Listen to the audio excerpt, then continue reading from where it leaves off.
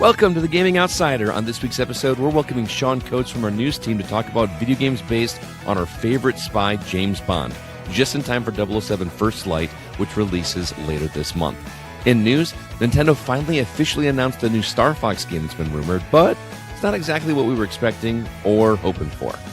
You'll also hear our impressions of the new game published by Annapurna called Mixtape, and the console version of Yomi 2, which has only been on PC up to this point. Also, David stops by to tell us about a politically themed card game with a sense of humor called Prime Monster. This is the Gaming Outsider. Greetings, programs, and welcome to the Gaming Outsider, a video game podcast with a focus on our incredible community, which can be found at thegamingoutsider.com or facebook.com/groups/thegocast or Discord. There's a link to that server in the show notes of this very episode. It is Monday, May 11th. I'm your host, Scott Clark, and joining me are my good friends. First off, returning from a brief hiatus, Mr. Zach Parkerson. How you doing, sir? Fond Bond. We had a good time coming up with the title of this episode. Fond of the Bond. Yes, we're fond of the Bond. Dude, it's good to have you back. It's been a while. I'm looking forward to chatting with you. Also joining us, my partner in crime when it comes to R2V2, Mr. Jacob Gunderson. How you doing? I am so uncomfortable all of a sudden in my spot. I just can't find the right place to. Well, bounce in your chair more. That makes Kevin really happy. Okay, come on. Screw Kevin. Oh, yeah. I love watching things bounce. Zach, welcome back. If you couldn't tell from the title of this episode and us mentioning it, yes, we are talking all about James Bond this week in our topic. And what better way to do that than talk to someone that is a James Bond video game aficionado? It gives me great pleasure to welcome to the show a member of the Gaming Outsider news team, Mr. Sean Coates. Sean, how you doing, sir? Great to be here. Oh my God, my first time being on the chair. I'm the captain. Yeah, now. dude, this is great. Normally, you've probably heard Sean's voice. He comes in and does reviews once in a while, but with First Light coming out, which he's eagerly anticipating, he kind of said, "Hey, would it be cool to come do a topic and talk about James Bond games?" And we said, "Absolutely." So, welcome to the show, man. I know you're real excited. We're glad to have you. Thank and you. Speaking of. Let's Jake has something to say. He has his hand in the air. We have confirmation. CB watches the show, so now you have to watch what we say. Oh my goodness. Wow. CB popped in and said, "Now with 50% less pants." Absolutely. Oh my goodness. So, I may or may not be wearing pants right now. I mean, I you never know. Or deny. These cameras go, mid-drift up. Yeah. You never know what's going on. But Sean, I like to live life WWBD. What would Bond do? And I don't think Bond would wear pants. That's all. Not during a podcast, for sure. No way. No. Sean, you are our guest, sir. Let us know what you've been catching up on this week. What have you been playing? Well, I've only been playing one, other than something I've been playing for review. But I actually delved back into No Man's Sky. What? Oh. Would it blow your mind if I told you that it's turning 10 years old this year? Oh, that came out the same year as Uncharted 4. That's wild. August 9th, 2016. Yeah, I remember I actually bought it on launch day. Now, that was when it was still early access, or that was when it was controversially barren of things to do when it launched. Yeah. That was shortly after they lied on national television. On national TV, yeah. But none of that bothered me at the time. I didn't follow any of the media hype. Sean's been listening to our podcast for too long. He knew exactly the sentence I was going to say before I finish it. We all did, man. Yeah, damn it. All right, I think it's a good time to retire, guys. It's come a long way, I'll tell you that. 10 years and all these free updates, it's beyond what they were even promising 10 years ago. They've gone way beyond that now. It's got Pokemon now. Pretty much. Yeah. That's crazy. So is it fun? Are you having fun with it then? Oh, absolutely. Yeah. I actually, even back on launch day, I enjoyed the solemnness and the repetition of land on planet, get resources, take off. Do you see one in the sky? That's a planet. Let's go to it. And then you can just go there with no load screens. So that actually was that alone was amazing to me as someone who likes sci-fi explorers. I mean, Starfield wishes. So, yeah. Oh, yeah. Well, that's really all I've been catching up on, and it's just fun. And like I said, my mind was blown. I was, oh my God, it's been 10 years. It doesn't feel like it. I still have vivid memories of when I picked it up. I remember have vivid memories of the one time I played it and never touching it again. So I should give it a shot, but I just don't have any interest, so I'm not going and to. there's so much content now. It's ridiculous. It's kind of like it's turning into a life sim at this point. So you have just like thousands of hours in this game then? Yeah, according to my PS5 clock, about 450 hours over 10 years. Okay. Whoa! Yeah, that's not too bad. I did not That realize feels like a measured pace after 10 and years. that's the PS4 version. That's not even counting when I upgraded the PS5 version, which you get for free, of course. Yeah, okay. That's insane. I figured when you mentioned it that you just like kind of, now that it's there, I'm just kind of dabbling in it. No, but you put 450 hours into that thing. That's crazy. For 10 years. Wow. Crazy. Well, Zach, you've been gone for a hot minute. What have you been playing? Well, playing a lot of Vampire Crawlers. I assume you have as well, Scott. I have. I hit a bit of a wall. Like I feel like there's no more new levels that I have the ability to pass. So I'm just kind of grinding a little bit. Did you run into that at all, or I ran into a little bit of that for sure. Yeah, because I feel like the first 3/4 of the game is like a total. You can just steamroll everything. Yeah, without any kind of strategizing at all. And then all of a sudden you get to like the last couple areas, and it's like, well, now you actually think about things. Then the crawlers that you choose are actually super important. I'm learning, right, but that really matters. Yeah, but I don't feel like the game set you up for that, to be honest. No, it really didn't. However, I persevered and I did finish it. Oh wow! Is it after the Gato area? Is that like the end, or is there more past that? There's more past that, but that is the wall.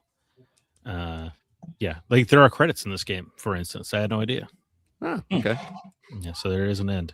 It's super great $10 game. Like, yeah. Well, it's interesting. It's probably it's obviously not a sophisticated deck builder, but it is a fun deck game. Yes. You just got to hit those combos, I guess. Right. And once you start getting wild cards, boy. When I learned that wild cards fill the gaps to keep your runs going, that blew my mind. I felt like I think Jake taught me that when he was over at my house playing it. Yeah, I didn't realize at first that you could use it to reset, and like you could pop another 0 card after that and rebuild up a combo. Yeah. That was quite crazy when that happened. It was like a light bulb moment that just it changed my entire strategy of now I was trying to go. I think there's an achievement for getting like a 15 run or something like that, and the best I've got is a 13. But that's definitely something to shoot for. As much as I would like to lay claim to teaching you things, Scott, that accolade goes to CB. Oh, he's the one that taught me that? Yeah. Oh, okay. What if he had pants on when he did that? He did not. He's not conviction. No, I gotta ask you guys, when you're playing this, you do the same thing that I do, like you clear out the dungeon, like every enemy, every lootable thing you do before you go on to the boss. It angers me not to. I don't. I have tried so hard to bring myself just to go, I don't need to go get that one enemy. And then I'm like, it's experience. I make sure like all the dots on the map, like all the items, I kill all the enemies that are in the way of those, but otherwise I do dodge the enemies. Well, it's really interesting playing this and Slay the Spire 2 back to back, because in Slay the Spire 2, you really want to keep your deck small, because that way the good cards that you want keep coming back up. Whereas this one, you don't really have an option to not choose a new card when you level up. So I'm having to train my brain each time to do it that I'm going to have to get a card. So I'm like, is it better to maybe not level up and get those extra cards, but you're not going to get the really super strong ones if you don't do that. So yeah, there's even an in-game achievement. I don't know if it's on Xbox achievements or not, but of like building a deck to 40 cards. So it feels like it wants you to have lots of cards. Yes, it for sure does. Which is antithetical to any other deck game for sure. So you're playing this on PlayStation or Switch 2? Switch 2. Okay. Oh, yeah, beautiful Switch 2. So, because man, every time I do a run, at least for the first 3/4 of the game, every time you finish a run, I'm getting at least 12 to 15 achievements. Yeah, they're all 5-pointers. Oh, okay. I mean, they have the in-game achievement list thing. I have like 150 of those or something. Yeah. So I think there's like 200 of them or 215 or something. I mean, it's just a ridiculous. I feel like every time I check, the number goes up. Like as you unlock more characters, I think it unlocks more achievements that you can. Oh, really? Okay. Yeah. Interesting. Anyway, what else have you been catching up on? I also played Echoes of the End. This is a AA sort of linear action game. It was really good. really, really good. I know it came out last year to like mixed reception, and then they kind of hunkered down and did a bunch of fixes, I guess No Man's Sky style. Uh-huh. And sort of fix it up. And I'm happy I can make Jake laugh with my it was just it was good. It was good. It was I thought it was pretty good. It's very simplistic, sort of like a 360 kind of game. Because you only have one, it's just a one sword, and you have like different telekinetic abilities. Sort of like a Fallen Order. It's kind of like a linear Fallen Order, I would say. Isn't it crazy how like just like we like, at least you and me, I can't speak for everybody, but I feel like I'm craving the simpler times of the Xbox 360 PS3 era of games, where it's just you get a game, you blast through it in 12 hours, you have a good time, and then you move on to the next one. I think the reception to Resident Evil Requiem or the excitement for 007 First Light would indicate that. And Pragmata. And Pragmata, absolutely. That's another great example. Yeah. I think people are yearning for a little bit of the simpler time. It was like Echoes of the End's good. It had an unconventional, because like it aspires to be one of those cinematic kind of games like a PlayStation first party game would be. But it's about a like young woman and an old man, but it's not like a father-daughter thing. It's just like they're just unconventional buddies, and I thought that was a pretty cool take. Cool. So check it out. Then I also played Trident's Tale, which is like a 3D platformer, pirate-themed on the Gaming Outsider. Our review gave it a 4 out of 10, and I think that is correct. Oh, wow. Yeah. I picked this one up on a sale because it looks super cute, and I kept remembering it. And it's not too good. It's not like offensively bad, but there's also nothing good about it either. Who reviewed it? Do you remember? I think it was Mark. Mark, yeah. Yeah. Mark reviewed a game at a 4. I didn't think he had a negative bone in his body when it comes to reviewing. Well, yeah, I think after you listen to the voice acting for 5 minutes, you'd be hard pressed to give it more than a 5, probably. Right. That's sort of rough. And then lastly, I've been playing Hard West, which is a tactical strategy kind of XCOM in a horror themed Old West. The game is structured super cool because it's kind of like 8 short stories, which is sort of neat, and which also means it lacks a strategy component that like a base building component that a lot of these kind of games have. Oh, okay. So it's really simple to get in, have some fun, shoot some dudes with some ricochet bullets, kill a demon or whatever, and then get excited that Hard West 2 is finally coming to consoles this year. Nice. Yeah. Jake, what about you? Okay, so first of all, me and my wife were playing Bakery Cafe Simulator, where you're basically running a Starbucks. I love that Jake just sees the word simulator in a title. He's just like, bye. Hey, now. Hell yeah. So I'm like that too. Yeah, nothing wrong with that. There's not a reputation system in the game. The amount of customers you get on a like daily basis is based on the number of seats you have. So on day 1, you could just put a bunch of chairs and then have like 400 guests and then never be able to complete anything. Yeah. And now, is this something like Overcooked? No, but no, nothing like that. Mindy commented and said she picked it out, which she kind of did. But you are basically running a Starbucks. You start off with coffee, and then you hand out coffee. Then you add caramel and milk and stuff to it to make it caramel espresso and nonsense. And you start baking, and yeah, it's a mess. Caramel or caramel? Caramel. My bad. No, either way. No. It's either way. So it's going to the games that I like. I started playing 2 games at the same time. Road to Vostok, and then Deadline Escape. They are both escape first person. What am I looking for? Escape room? No. First person prison Escapist? No. Survival game? Post-apocalyptic border zone? It's like Division. Okay. It's like the Dark Zones. Yeah. Well, no, that's got a word. Extraction shooter? I don't know. That one. I couldn't think of Extraction. My bad. So yeah, is Division an extraction shooter? I don't know. Yes, in the Dark Zone. It's an extraction shooter. Anyway. Okay. Correct. So both of these games are extraction shooters, but they are both opposite ends of the spectrum. Road to Vostok is a kind of like a 80s, 90s Russian game, and you're kind of playing in like the Cold War and whatnot, and whatever. It's good looking, but it's very unforgiving.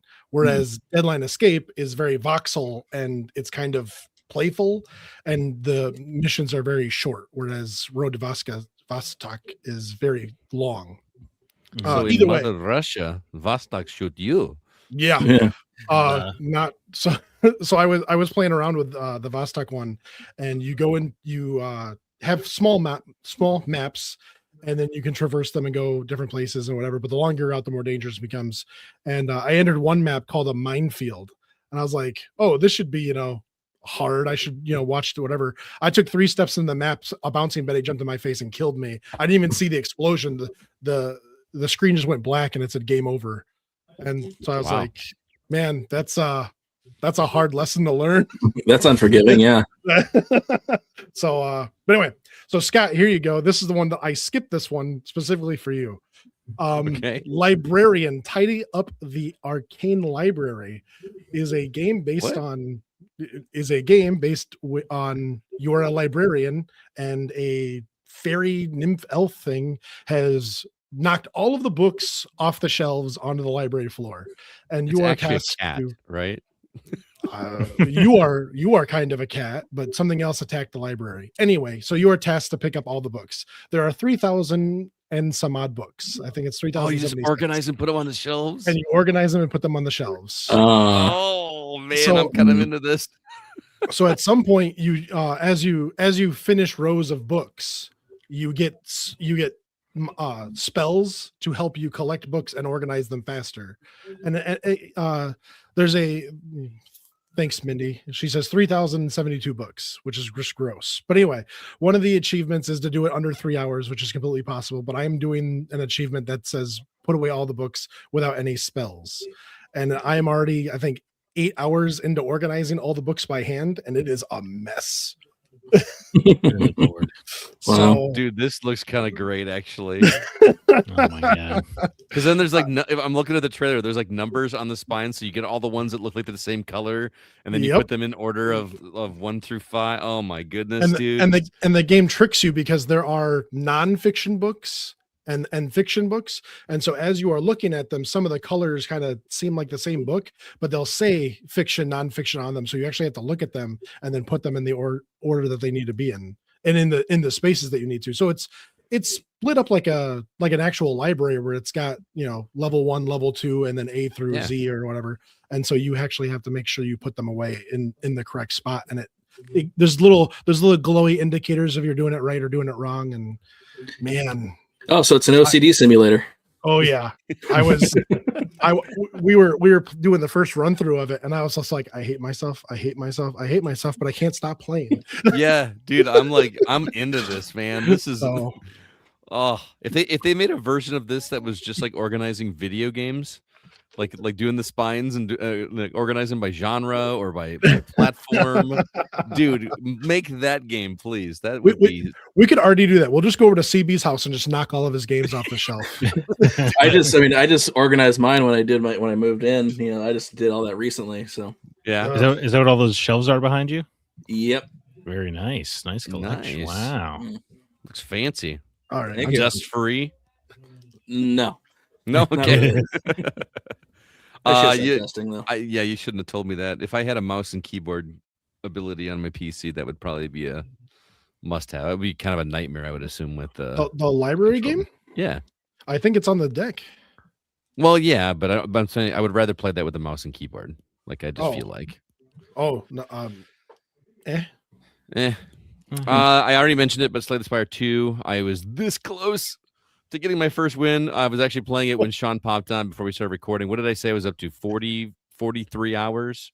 Yeah, and then you got you're only missing one hidden Yeah, collectible one or something. unlockable. Yes. Yeah. So I'm terrible at this game. Apparently, I'm just not seeing the combos that you're supposed to do.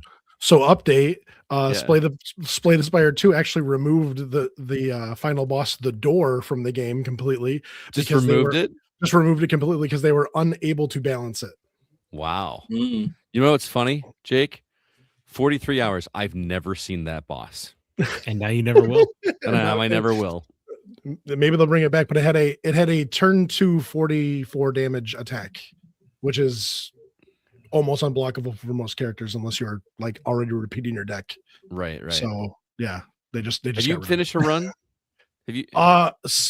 by myself, no, but I have completed it with help. I thought it was harder if you were playing co-op. It is harder, but having two people run two unstoppable decks makes it pretty nice. Okay. Mhm. I have I mean, part of me wants to go back and play Slay the Spire 1 just so that I can like have a satisfying win because I know I can complete a run in that game. But I've got it. I feel like as soon as I get that one, then it's just going to cascade because I am playing only as that first character, the Ironclad. Because I'm gonna get one win with an Ironclad and then play the other characters. You look Why? flustered. The silent makes it so it's easy. Oh, does it? Okay. Yes. Oh, with the daggers, he's got the shivs rather. Poison. Yeah. He doesn't She gets want poison. easy. He wants an honest win. It is just- an honest win. It's a character that's in the game. Yeah, it's a main character, but Yeah. I know. I'm saying he wants I'm to, just being stubborn that I want to he beat it wants with to do this it the one right character. way. That's all. This character is like feature because each character has something interesting that they do. The Ironclad feature gives you like an extra 6 HP back after every combat, which is super nice. But anyway, all right, that is the games we've been catching up on. Just as a quick reminder, Jake was holding up a bottle right there. He's got Dubby, which is the energy drink that we've been talking about for the last few episodes. Highly recommend this stuff. It is delicious. Which flavor are you drinking right there, Jake? This is the raspberry. Blue raspberry. Mm. The blue raspberry. I did the sour gummy worms today. It is fantastic. It's about 150 calories in one teeny tiny little scoop that you put in water. My favorite is the cherry limeade, but I also like is it yaza fruit? It's like basically it's like lemon, it's like lemon lime Gatorade flavor, but in Dubby form. Good stuff. If you'd like to give it a shot, head over to dubby.gg. Use the promo code TheGoCast. You can get 10% off your first order, and it helps us out over here, and we do appreciate it. So dubby.gg, promo code TheGoCast. And with that, let's go ahead now and jump into the week's news.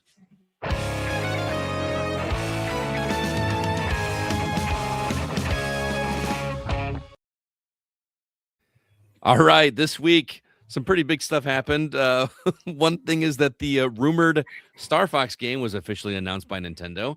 Also, the Switch 2 is raising its price, and gamers failed to raid EA headquarters today, although it was all over the news that they were going to.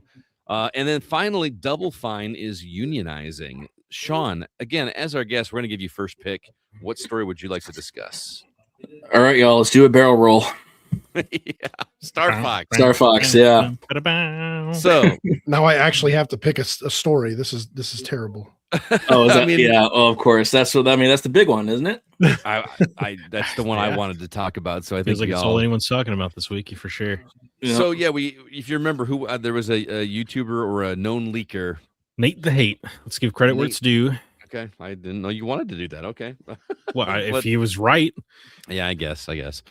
But he predicted that there was going to be a new Star Fox game and a remake of Ocarina of Time coming to Switch 2, and he's one for two so far. I mean, he So- also said it would be coming out at the end of June, which seemed impossible with the time. Pretty And then close. it's So and that's coming out at the end of June, right? yeah, so Ocarina of Time remake Wow. coming later this year. I mean, I'm All not right. mad at that. Yeah. So He knows. so here's the thing is that we kind of all breathe this collective sigh is that is actually a remake of Star Fox 64, which best. well, it is fantastic, but I'd even, and we were talking about this on texting and all this whatnot this week, that it's actually the fourth time this game has been remade if you consider the original Star Fox the same game. Yeah. I've never considered it a remake because the mechanics were updated and the levels weren't exactly the same. They just were kind of the same level. I don't know. There was Well, you no don't have to, overmap. but you know. Miyamoto said it was back in the Miyamoto did. when it was Okay, coming out. So, but even if you don't, it's still the same story either way, right? fair enough. Okay, Yeah. so between Star Fox 64, which is a remake, and then Star Fox, the 3DS remake, Mhm. and then Star Fox Assault, which was another remake of Star No, Fox. 0-0. And then Star is Zero? zero on Oh, you're Wii right, you're U, right, I think, right? Wii U. Yeah, that was the one where they added that stupid little robot thing with the tablet. Chicken Walker. And then you Yeah. had didn't you have to like aim with the pad to Yes, and you couldn't disable it. it was awful. And now we're getting another one, and this one is releasing June 25th. That is just so fast. What did I say last week? 128. Yeah, it's just crazy. So it's getting a complete visual redesign, new cutscenes, as well as multiplayer modes.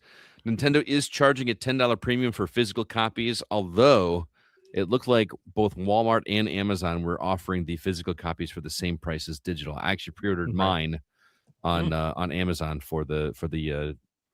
bought a physical for the digital price. Mhm. You'll also be able to be your favorite character in game chat, and they showed this in use in the video. I mean, any other game it would be weird, but this is kind of awesome. Somebody gets to be Fox, somebody gets to be Slippy. All I could think about was Uno. Well, oh my god! Oh no! Help me, Fox! Yeah, it's gonna get perverse quick. I didn't even think about that. So like Zach said, this all but confirms the Ocarina of Time remake, as they were reported by the same leaker who even got the Star Fox release date correct. So here's the thing that I want to talk about with this is because as soon as this thing posted, the internet got instantly angry because it's another remake, and then they got even angrier about how ridiculous, in their words, not mine. They also got overjoyed. You know, it was that's my thing, dude. Is okay, raise your hand if you're pre-ordering this or buying this at launch. Like, am I the only one? I don't have a Switch 2, so I can't. Because it's only coming to Switch 2, right? It's not coming to Switch 1. Switch 2 exclusive. I did. Yeah, I have it pre-ordered at Walmart. Yeah. So of the four of us, three of us have this pre-ordered, and the only reason that Sean hasn't is because he doesn't have a Switch 2 because it's exclusive. So my take with this whole thing is that I feel like they're hitting two markets with this. People like us that grew up with this and are ready to play this again, even though we've played it thousands of times, looking better, all that good stuff. But also, the Mario movie just came out, and regardless of what you think of the quality of that movie, that is a lot of kids' first time seeing Star Fox. When he appeared in the movie, which by the way they spoiled it, but when they showed his poster before the movie came out, that would have been great if they just hush. I would not have seen that movie if they didn't put that poster out. So I guess there's at least one reason why they put the poster out. So when I saw him in the movie, that's when I went, oh, there's going to be a new Star Fox game coming pretty quick. When I saw that, because why else would he be there? And honestly, I think that's where they may have dropped the ball on releasing this one on June 25th, even though that does seem early. If they had released this like a week after the movie came out, because even in this trailer when they're showing it, they're introducing it to people as if they've never played a Star Fox game before, which is a lot of the kids that watch this movie in the theater. You can speed up, you can slow down, you can shoot bombs, and you know what I mean? They obviously catered some to longtime players of the game as well, but this is like ripe for kids that have never seen this character outside of Smash Brothers. So yeah, that's a good point. I mean, and Smash Brothers may have been enough, honestly. Like, it's a pretty cool. Those R-Wings look pretty cool. I'm not gonna lie. So he was my main in Melee. Really? Okay. Yeah. All right. What do you guys feel about the character models? Do you hate them? Do you like them?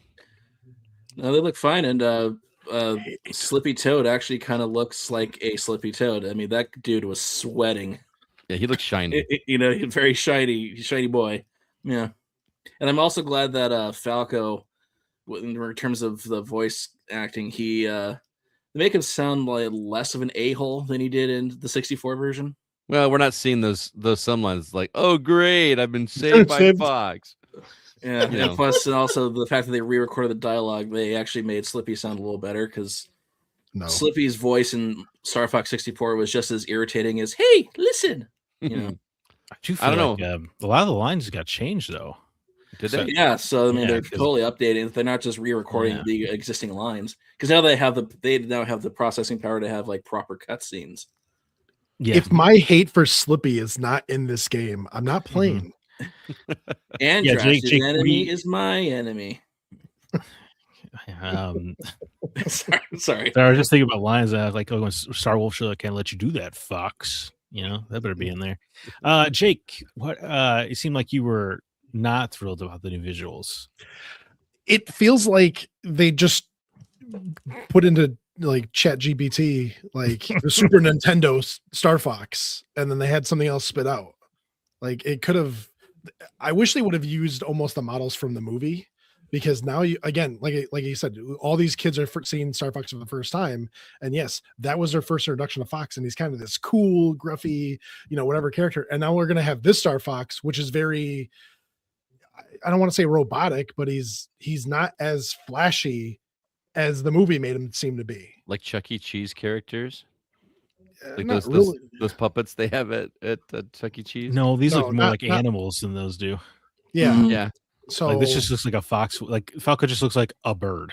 right. Yeah, with those feathers do look pretty realistic. Yeah. They look scary. They look like puppets, and it looks scary. I don't have a problem with it. They look like animals to me. I just I have come around on it, but I mean, it's jarring to see Nintendo just go with AAA game look. Yeah. That's very unusual. So that was definitely jarring. But I've come around to the character designs because now they're just kind of so weird. My first thing I think I texted Scott was these things are so effing weird. but weird doesn't mean bad. Oh, weird means bad. I was thinking I of don't like think so. the original Sonic movie. Yes, it did. Oh, it that did- kind of uncanniness, yeah. it did Yeah. conjure that. Oh, the memes have been great. Somebody took like that. There's like a really bad looking fox, or like what people I think was Tails. Wasn't it like a bad rendition of It was Tails, and Tails. they put that in a cockpit of an R wing, and Yeah. like guys, it's not that bad. Like I don't have a problem with it, but again, I'm here for the gameplay. I mean, if you go back and look at the original, or not the original, I guess the first remake, Nintendo Star Fox 64. Compared to this, it just looks so sharp and crisp, and everything's there. The Landmaster, I don't even remember what the submarine one was called because you only had it for one level, I think. The Blue What? Mariner. The Blue Mariner. Blue Is that right? Marine or something. Yeah. Well, Well, maybe it's Blue Marine. Yeah. I Nobody mean, knows. just the shot of that level where you're chasing the train and like that kind of stuff. I'm It's just all classic. here for it. And So you did not boot up Star Fox 64 right after this announcement and play through it like I did? no, you did, huh? Yeah, it still looks pretty good, man. I don't know what Does to it? talk about. Yeah. Oh no, I got It's to pull also- my copy down. It's also a 45-minute long game, so Yeah. Doesn't take- it's pretty easy to get through. So do you think any other company in the year 2026 could remake a 30-year-old 2-hour rail shooter and put it out for $50? Maybe No. Rockstar. If Rockstar had one, Yeah. they released table tennis and put it out for $50. There you go. That's right. That's kind of the equivalency, yeah. Yeah. Yeah. But only Nintendo does it get celebrated. And that's But why again, I didn't we're want to pre-order all it. buying it. I was gonna say I didn't want to pre-order. I feel like a sucker, but I mean, Yeah. it's Star Fox. Star I Fox, what am I can gonna- help I mean, myself. and when Ocarina apparently inevitably I'd pay happens, $100 for Ocarina. Seriously, I don't I'd pay- care. if Whatever. they make it look as good as this looks, dude, I'm so there. And like with Oh my with God, a that's- better control scheme and all Yeah, that. those And, the Zords are gonna look so slimy. And will Yes. this have haptic feedback? Wouldn't it be ironic if this remake like takes away the Rumble feature when it was the game Oh. that introduced Rumble Yeah. to the industry? Oh, see, I thought you were asking about haptic feedback in Zelda, and I was like, yeah, I guess when I'm throwing Princess Ruto around, I could use a little haptic No, feedback. I'm still thinking about Star Fox. My goodness. My goodness. I mean, how many different versions of Zelda are there going to be, of Ocarina of Time are there going to be? I'm going to buy like 4 physical versions. They're going to have a new Switch that's just dedicated. I'm going Oh, to yeah, start probably. saving now. Yeah, you got to make room, Scott. So you got a small They're gonna- one. Sorry, R2V2. They're gonna have one for each color of the tunic. Oh my does- goodness. Does anybody have any interest in the multiplayer modes? You know, In a game like this, I don't know. I Yeah. kind of do, man. They're No. because they have something new in this. It's not just the multiplayer like shoot each other. It's actually like taking down number of targets, which wasn't in the original, right? Right. The original Yeah, was it's just like like a- deathmatch or whatever. Yeah, it looks like a proper like dogfighting game multiplayer. Mhm. I guess. Yeah. And it'd also be they would only do it for the free flying sections, right? It wouldn't make sense to have multiplayer when you're On limited rails. to the rail sections. Right. Side by side rail action. I mean, maybe. I mean, if you can feel like a real squadron, that would make sense, I guess. And then you run into each other. Yeah. Well, Well, and and it's- just crash into each other. Well, especially with like that's one thing that we haven't utilized a whole lot is the online capabilities of the Switch 2. Remember we did that like right when Mario Kart launched, Jake? Yeah. You, me, and Paul played some Mario Kart and just used the voice chat in the thing. It had spatial audio and 3D audio, and it worked really great. The only problem was you had to create a new lobby as soon as anybody dropped, which is the stupidest thing. It's But so outside of Nintendo. that, I know, right? Like outside of that, it worked great, and it would be fun to go back and do some more of that. So I'm down. I'm excited. June 25th. I can't believe it's that quick. With it not being, I was gonna say, with it not being split screen, I wonder how many players they can have at the same time. I don't know. Is Yeah, it? 'cause I didn't even. Is it for sure not split screen? Like you can't play it locally? I mean, there might be something that's locally, but why would you have a game this day and age that would be split screen? And why would you show off every other feature and not that? Right. Right. It'd be weird because that was, it'd You still got- be fun if you had enough Joy-Cons, I guess. You've got Yeah. 10 players all playing their separate Switches, all shooting down things at the same time. Oh, that was the other thing is like you can play it like if we're all in the same room, we can all play online against each other with one copy of the game, right? Yeah, Oh, that's they sweet. showed That's it. nice. You can game share it with Switch One people, right? They Yeah. showed it. Yeah, that's super So pro I actually consumer can move. play this. Only if your friend is nearby and you're playing multiplayer. Oh well, you guys are on the mid. Yeah, Yeah. I'm in SoCal. Sorry. Nope. You're gonna have to come Nope. out and you're gonna come out of the cruise on the cruise with us, man. Because I have a feeling Jake and I or Zach and I are gonna be playing some of this on the ship. Switch is playing some Switch. Yeah. Well, I All thought right. it would be fun to play Wind Waker on a boat. Oh, that makes sense. Yeah. Yeah. I think my biggest takeaway after all this was I'm excited for it and I'm kind of mad that I am. Because I don't feel like I should be excited for a $50 remake of a 2-hour rail shooter. And yet, Well, especially because we all hear, a Star Fox game's coming. Like, hey, finally, we're getting a new Star Fox game. And I know you like Dinosaur Planet. I'm It's not the best. knocking that, but like we're getting the another height of the franchise. R-wing. Even if it's on rails, I don't care. I love this gameplay. Just give me new levels, give me a new Uh-huh. story. It's the same thing over and over again. Oh, and we're getting the prologue, which they showed the entire. Sure. They Yeah. showed us the entire prologue. Cool cutscene, bro. Yeah. But James McCloud. It's not a playable level though. No, it's just you watch it. It's like James McCloud rocking aviators like you would say something controversial at Thanksgiving. Yeah. But I Never mean, give up. we've never seen that before. Like, Mhm. that was all like kind of alluded to, or like theater of the mind kind of thing. Like, Yeah, something Peppy happened. Hair would always bring it up. Yeah. You're Reminds me more of, like your father every day. He would say that after every time you shoot down something. Yeah. What was it again? And I love how they made Peppy look aged.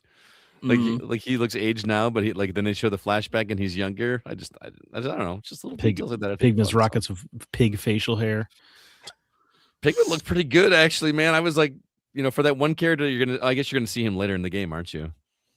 Yeah, you're gonna see. Yeah. Well, and they have I all the do. new cutscenes, so actually, we don't know how much we are gonna see them. Yeah, I'm looking. That's dude. Like, so I replayed it on 64, right? Mhm. And I was like, okay, I guess this game is good enough that I'll buy a remake of it.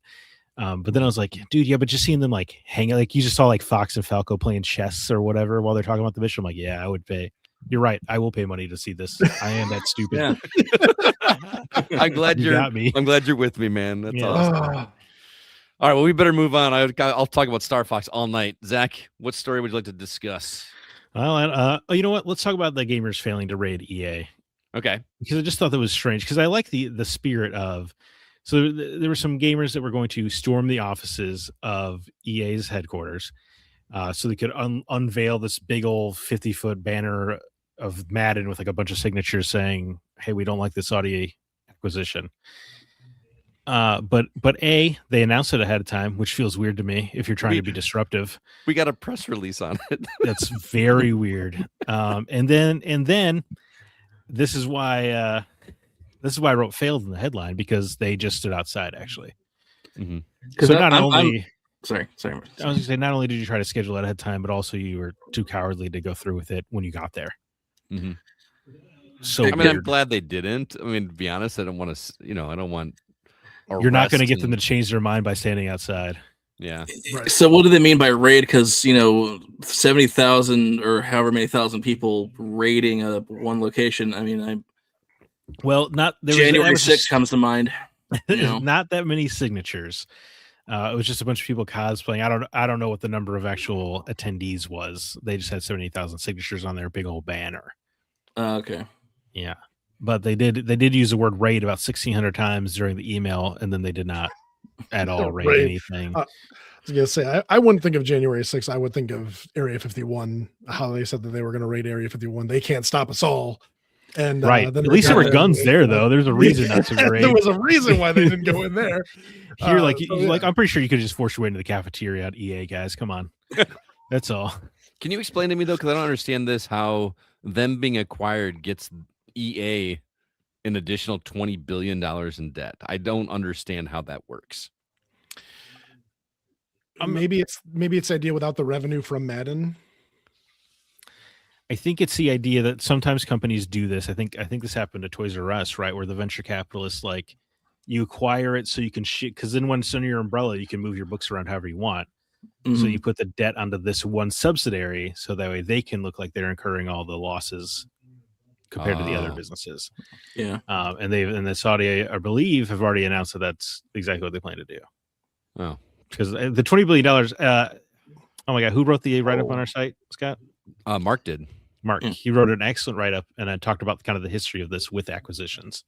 So I apologize, I'm not remembering in detail now, but yeah, go to our website if you want to read more about the specifics. Yeah, Zach is right. He did put together quite an article there. So yeah, but this is, when I read about this at first, I was like, oh man, stuff's gonna go down Monday morning. Right. Today we're like, they were peaceful, which is good. Yeah. I'm glad that they were peaceful, but part of you is kind of like wondering what was going to happen. You know what I mean? It has about the highest, has as good a chance to change your mind about this acquisition if you're EA as it does to when you're driving past the guy flipping the arrow sign on the sidewalk that says mattress sale here. And I just there's an art to that, man. I never stopped. Or the inflatable wacky thing at car dealerships to make it want to buy a car. Yeah, that might have a higher success rate. Probably. All right, Jake, what story? Double Fine is unionizing. So the most noteworthy developer to attempt this to date, and they've already filed with the National Labor Relations Board, and we're hoping that Microsoft will voluntarily recognize the union. They're also backed by the Communication Workers of America. Now, the problem is yes, they unionize, but couldn't they just close down the studio? You mean Microsoft? Yeah. Yeah, that's why this story stuck out to me too, is because they're owned by Microsoft. This is a big deal for a number of reasons. Like you said, other companies have done this, but they haven't been. Correct me if I'm wrong, Zach, but I feel like the ones that have been unionizing aren't quite as, I want to say, high profile, I guess, maybe as Double Fine or recognizable. Yeah, like some of them I think it's like Blizzard's QA department unionized, or I know Raven Software did, but they're also just kind of a support studio now. So this is definitely this is the first, I feel like, massively significant people. There were the Rockstar employees who were trending that way, but then all of a sudden they were all fired for different reasons at the same time. Pretty weird coincidence. Yeah. And I feel like the same thing is just going to happen with Double Fine. They're all going to they're going to reach it. They're going to get unionized. Sorry, guys. Sorry, the studio just closed. Your pottery game didn't make any money, guys. Sorry, got to close you down. Goodbye. Well, what's interesting to me is that Microsoft kind of has a Switzerland response right now. They're just very, whatever. They're neutral on the whole thing. They haven't really made anything official saying that they're for it or they're against it. They're in a sticky situation, because if they do shoot this down, they're the bad guys, right? Because most people in the industry are very much for this. Yeah. Considering everything that's been going on in the industry for the past, 2-3 years. But they also are probably leery about championing it, because then everybody else is going to follow suit underneath them. So I understand them being in a bit of a sticky wicket, but I also don't think that unionizing is a bad thing if you're going to treat these companies fairly, because I don't think a lot of them have been treated fairly. Absolutely not. Case in point, what's the developer for Hi-Fi Rush? They got closed down after their GameWorks. After their game was Was nominated Critically for Game of the acclaimed. Year. Yeah. No, that's not good enough, guys. Sorry. Oh, hope the door doesn't hit you on the butt on the way out. Like, I don't know. Yeah. I just feel bad because again, even if the unionize is just there to protect the workers' jobs, but through the company, Mhm. it has nothing. It has nothing. I unless they have some kind of protection against the parent company from closing the studio, I don't think it's going to give them that much protection.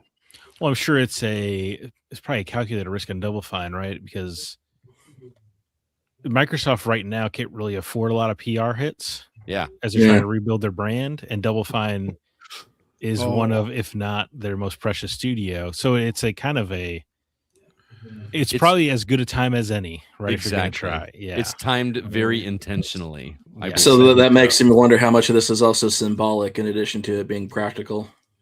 Yeah.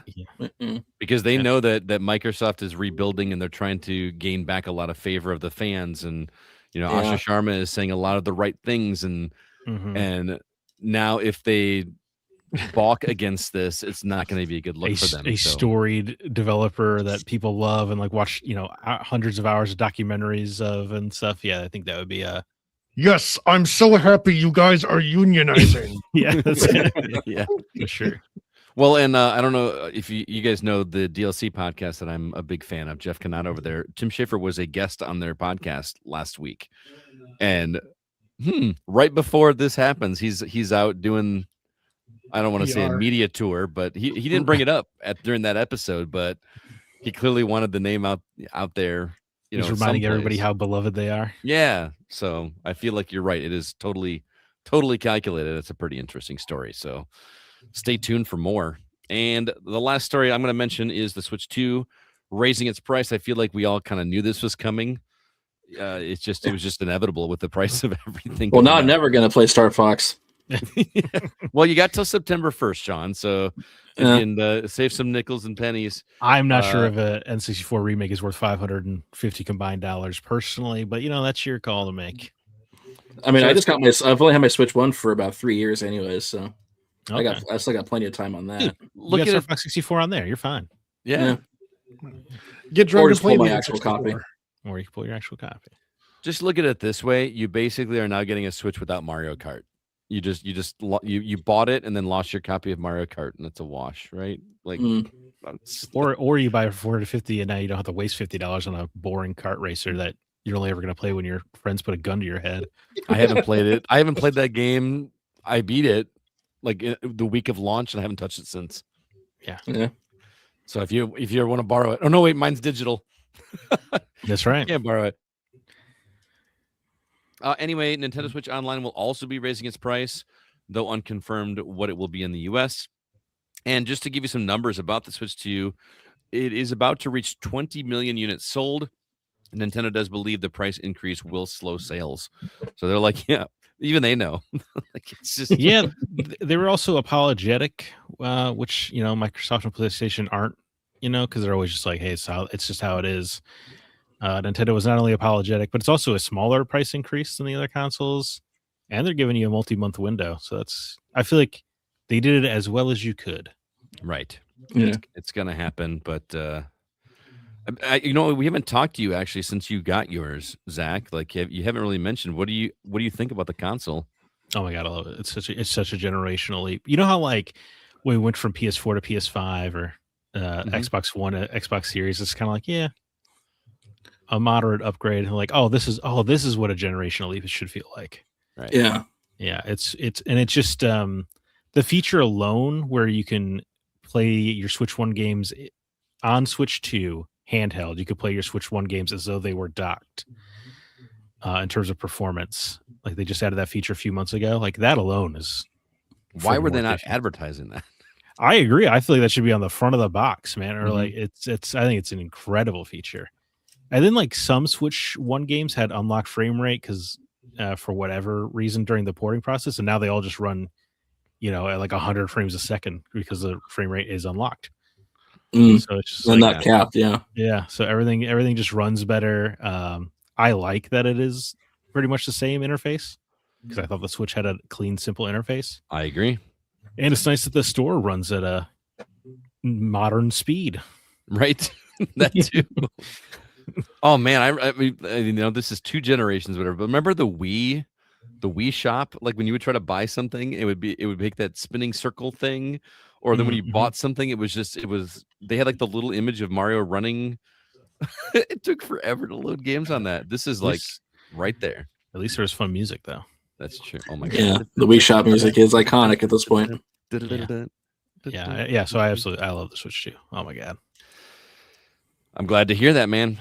Glad you got it before the price went up. So Me too. Yeah, I knew it was coming. I know everyone did. Yeah. All right. Well, that's it for the news. Let's go ahead now and jump into the new games that we've been playing.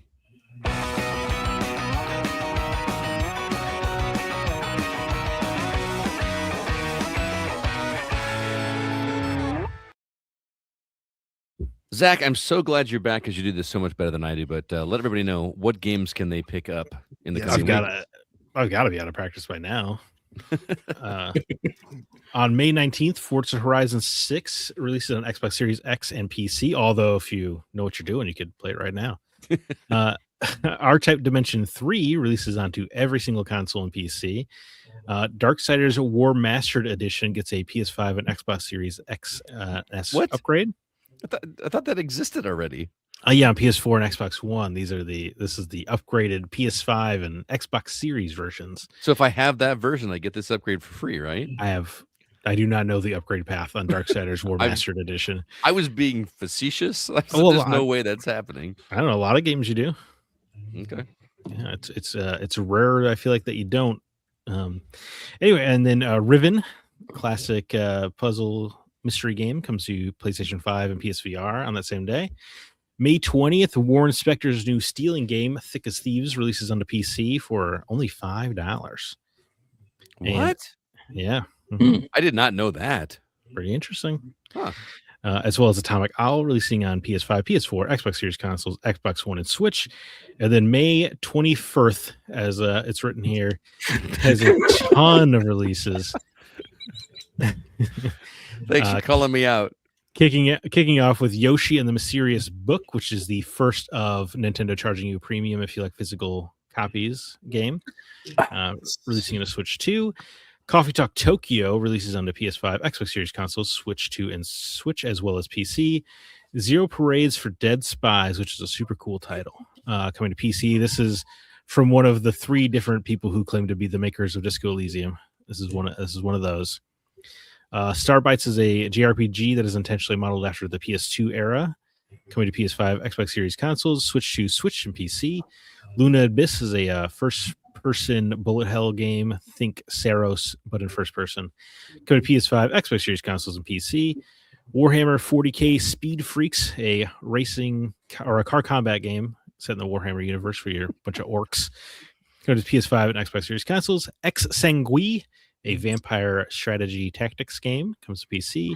And then Myst, following up Riven only a couple days later, is releasing on a PS5 and PSVR. Myst, you might remember, it's the game that had all of our parents in a chokehold.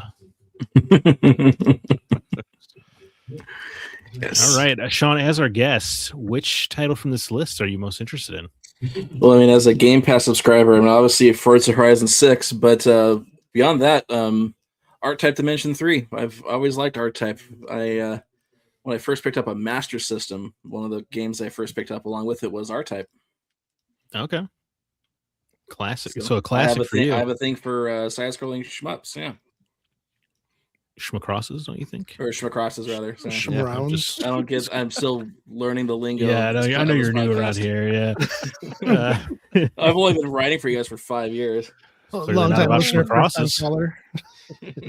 Scott, what about you, man? What's calling your name on this list? I'm actually in the same boat. That trailer, when they do the flip back to the original, because apparently this is one of those where you can press the button and go back and see what it looked like in the original graphics. Mm-hmm. It's outstanding what they've made this game look like, and it's like, wow, that's what we were playing back in the day. And I also appreciate a schmacross that that isn't just like straight up bullet hell, like it's actually manageable. You know what I mean? Sure. And the R-Type games, they're not easy, but they're manageable, and I think it looks gorgeous. I may have to pick that one up too. Wow. What about you, Jake? Thick as Thieves looks like it's going to be a fun multiplayer game. So I'm going to be getting that with my wife. Hell yeah. We're going to go thieving. I would be with you on Thick as Thieves, but I feel confident it's not going to run on Steam Deck very well. So I'm going to say Starbites. Looks really fun. I'm glad you said that it was modeled after PS2 because I was actually thinking Dreamcast when I was watching that trailer. Okay. Like it just felt like a very classic JRPG, 3D JRPG, but So with modern sensibilities. Yeah, so they said they were going for. So I think that intrigues me. Oh, I think of Thieves, man. I hope it does run on Steam Deck. $5, crazy. What are they doing over there? Mm-hmm. That's just insane to me. Crazy. Mm-hmm. Oh, my bad. So, what, Scott? You've been playing mixtape. Why do you have me down? That's supposed to be Zach. Just because we look so similar, Jake, is the thing. I was confused for a moment. I'm like, we both wear glasses, so he thinks we're the same person. Oh my goodness. Zach and I have been playing mixtape. Me and Scott. So me and Scott, how well has that game been playing? Oh my goodness. Yes, I, Jacob, played mixtape. I should have scrolled down faster. My bad. So this is the part of the show where I get the internet mad at us for the dozens of people that are listening to us right now, because I did not like mixtape very much. Dude, I hated mixtape. I hated it. Oh, I didn't hate it, but I just was very, very disappointed in this game. And I think we're the only two on the planet, man, that don't like this game. That have played it, seemingly. I see a lot of people online mad at it, but I don't feel like those people actually played it. So what don't you like about it? Oh, there's numerous things, but the number one thing that I don't like part of it is I don't relate to the characters like a lot of people probably are, because I grew up in the 90s, so I thought, all right, this is going to be great. It's going to be music that I liked. I'm going to relate to this, and it's very much like the teenage angst. I'm angry at everybody. I'm better than everybody and smarter than everybody, including my parents and my friends around me, which is not who I was in the 90s. I just Stacy Rockford, which yes, that's the character's name. Cool ass name. It is a cool name. She's the most unlikable character I've seen this year by far. I do not understand the love for this character. She starts out great because okay, let me back up. The game, if you've seen the movie, I'm very fired up about this game. If you've seen the movie High Fidelity, it feels I love that movie. It feels very much like that at the beginning. It breaks the fourth wall. She's talking to you as the player or as the audience member and talking about music. You know how Rob's thing was like top 5? Her thing is mixtapes. She's like a master of making mixtapes, which is such a stupid thing. I'm sorry. Like I'm good at taking other people's art and putting them in an order. I mean, that is a real job, to her credit. Music supervisors on movie soundtracks, man. Yeah, that is a real job. Yeah, okay. Anyway, I would argue that's a soundtrack, not a mixtape. The odds of a 90s teenager's aspiration being going to Hollywood to sell out and be a music supervisor seems highly unlikely. Right. But here it is treated as though it's aspirational, which feels kind of antithetical to anybody I've met from the 90s. And that's not the first time that she does something antithetical to me, and I'll get to that in a second. But yeah, we are busting out all the big words tonight. This We're polysyllabic over here, son. So like I said, this game starts out great. She's talking to the camera and she's talking about how important music is and how it defines you as a person. And she says this really poignant line, something about like, enjoy it while you are young, because down the road it's just going to be who you were, or something like that. I'm not saying it verbatim how she said it, but that line, the way she said it, I was just like, all right, I'm in for this. This is going to be great. So the entire story of this game is her and her two friends' last hurrah before she moves to New York to go try to be a music supervisor or music. What'd you call the job? That's it, right? Yeah, music supervisor. Okay. Yeah.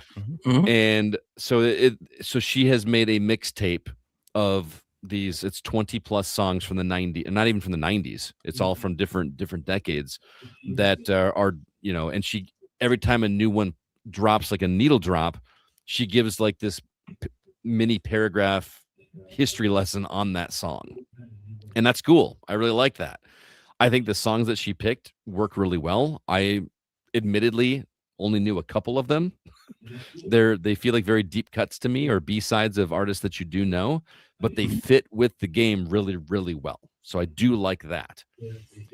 But Stacy is the most selfish, self-centered, condescending character. I cannot stand her. I cannot stand her. She thinks she's better than everybody. She thinks that like there's a character she meets that she just immediately dislikes because this person doesn't like music, and just like vehemently hates this person because she doesn't like music. Okay, it's not her thing. Doesn't make her a bad person. You think that there's like this underlying reason why she hates this person, and it's that mostly there is another reason down the road, but it's not the thing that gets her fired up like her not liking music does, and it drives me nuts. And the last thing I will say about Stacy that drives me crazy is just like she feels like a poser. Like she thinks that she has to fall into certain predefined rules about what kind of person she is based on her style and based on her musical tastes and everything like that. Like there's one part in the game where I rolled my eyes so hard where she goes, "Hey, are shorts metal? Because I'm trying to be metal, and are shorts metal? Who gives a crap? It's you. You're not choosing the genre because you just like that is my genre, and I'm going to follow the rules. You are choosing to be you, so do what is comfortable to you, and what if that happens to fall under something? You understand what I'm saying? It's like she's so against following the rules and being her own person, but she's still following the rules of one specific genre, which is just the exact opposite. It's okay to do it if you're doing it for anyway. I'm gonna get off my soapbox for a minute. Zach, why did you hate this game? Well, Stacey is very selfish and hard to like, which would be fine because I think unlikable characters are okay and even good depending on the story. But the game really treats her like she's cool. Yeah. But like, if I could use a minor spoiler, skip ahead 60 seconds, I guess, if you're concerned. But like in the beginning of the game, you find out that she's going to go to New York to hand off this mixtape to his music supervisor, right? Mm-hmm. But in order to do this, she's bailing out on a summer road trip that they've been planning to do together as best friends after high school for months. But she just totally selfishly chooses to try to go get a job with the man instead. And the game tree and her friends are just seemingly mostly okay with this, which is bizarre because I feel like in real life you would be kind of cold shouldering this person. Yeah, I mean that's exactly like it's that's the genre for that. Like go down with the man, right? Like yeah, absolutely. Sorry, we got to take a timeout, Sean. Yeah, I got to do a marker here. I don't know whose it is. What? We can hear you through like the TV or whatever, wherever. Well, I don't know if it's. Yeah, you I can hear my voice coming through your dad's TV. Oh wow! And it's coming through the recording. Oh Jesus! Okay, hold on. All right.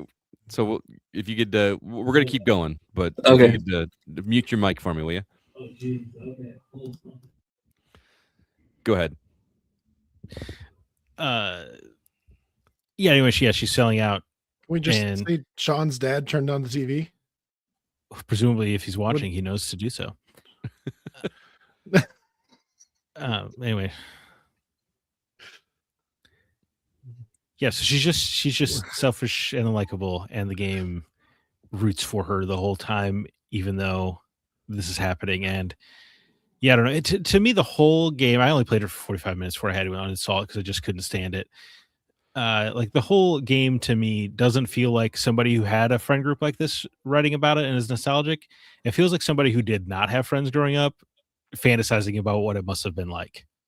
Yeah, to be the alpha that like they're just gonna go with whatever you Yes, say it's happens. just a totally weird tone. It feels like somebody in their 40s or 50s who grew up without friends deciding to tell you what having friends was like. That's what it feels like. Right. Now I will say, Zach, that I know you didn't finish it. I did finish the game literally in one sitting. I didn't even get Mhm. up from the couch the entire time.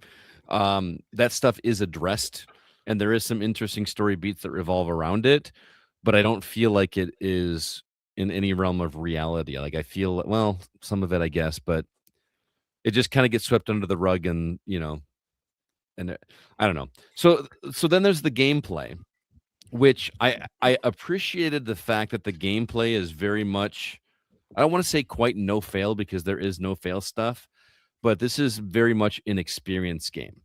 Mhm. There's a scene where you're escaping on a shopping cart, and you have to like basically drive a shopping cart down a hill, and you can run into a cop, but it just kind of respawns and you just keep going, whatever. But there's no game over. It's just like you just keep going and experience it. Later on, there's just goofy sequences where that's supposed to give you the feeling of what it's like to be young and free. Running through a meadow with no gravity, or Mhm. flying in a car. Firing. Pointing your finger right as the fireworks go off, and um, skateboarding down the street and flipping off objects and them exploding. Like it's just they're just experiences. There's no timing to it. There's no winning it. It's just doing it, which Right. on one hand I appreciate. On the other end, I just wasn't having fun. Like it just was whatever. And that's kind of how I feel about this game, is it's whatever. Um, Part of it is probably that I was just so hyped because I saw major publications giving this game a 10 out of 10. And I'm like, well, I have to play that. It's music based, story Mhm. based. There's got to be some. And I kept waiting for that something to happen. Maybe it's because it looks like the game, but I was kind of hoping for that Life is Strange moment where there's going to be something supernatural going on. And no, it just Stacy just gets more and more unlikable as you go through it. That's impressive And because she doesn't start off great. yeah, so I know we're in the minority, and I'm sorry to. I don't mean to yuck everybody else's yum, as it were, but I want my 3 hours back. Like I could have been playing Right. something else. That's a pretty damning statement, man. Yeah. So mixtape. Beethoven and Dinosaur is a developer, published by Annapurna, and I usually like Annapurna curated games. Right? Mhm. They usually do these ones that are pretty interesting, and I feel like we don't get hate mail often. I feel like I'm getting a lot of hate mail for Well, my take on we this. don't really hate games too often either, but yeah, I couldn't. I mean, this was free on Game Pass to me, and only took 3 hours to beat, and I still couldn't be bothered. Yeah. I think it's just not. It's quite terrible. I'll say that. I think it is very bad. To your point, like the gameplay isn't offensive. It's kind of you just go into it with like the walking simulator mindset of like you're not really. It's not like a deeply interactive, systems heavy Right. game or anything. Yeah. It's just these weird like fairy tale vignettes of over the top stories, but I think I'd rather walk into traffic than play mixtape. You should like look up the spoilers for the game and see where the story goes and see if it interests you at all. Okay, Um, I will. there was one moment that I thought was really cool and felt very 90s. They actually did a really good job with the controls. I'll tell you off air because I don't want to spoil it for other people, but there were pockets of interesting things that they did, but then it was just plagued by unlikable. I felt sorry for her friends. Like Right, and I again, really did. I enjoy an unlikable protagonist. Okay, Mhm. Kratos largely unlikable in the first 3 games. That echoes the end game I was talking about earlier. Rin, the Yeah. the main woman, quite unlikable for most of the runtime in kind of a Kratos-esque way. Like I'm all for an unlikable character, but it's weird here because they really treat her like she's the coolest. Mhm. But all I keep thinking is like, man, you're such a dick to your friends. You have like no remorse whatsoever about, yeah, I'm bailing on our plans we've been thinking about. She never like even apologizes or No. I mean, again, this stuff gets addressed later on, but like from the point that you've seen the first third of the game, when they confront her about this, it's just like, yeah, that's what I'm doing. Deal with Yeah, it. man. I love selling out. Yeah. Like it's just it feels like I'm I'm I'm so cool because I'm gonna go work for the man. Yeah, it's very weird. It doesn't feel 90s at all, man. Yeah. Yeah. So mixtape, yeah. Feedback at Yeah. thegameinginsider.com. Hey, do yourself a favor and play anything. You know what? Play Trident's Tale. That's even better. That was a 4 out of 10 And that's game. a 4 out of 10. Mixtape, Dude, a solid 2 out of 10. Mixtape. Still a little bit better than 12 minutes, though. Ooh. Ooh. But not by much.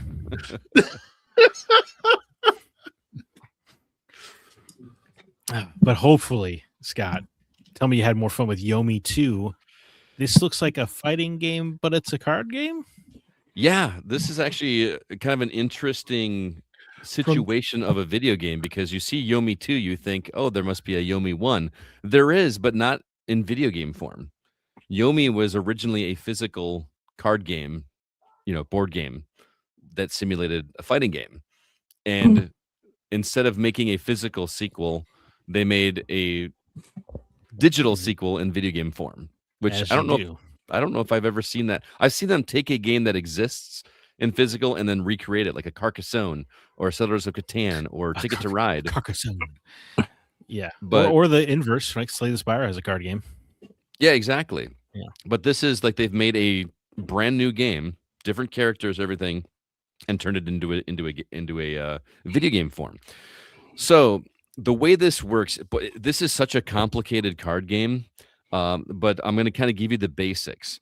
So you choose a fighter, just like a fighting game, and the one player does a card first. So either if I'm fighting you, Zach, one turn I do the first card, and then you do a card after that, and then on your turn you start with a card and I do it.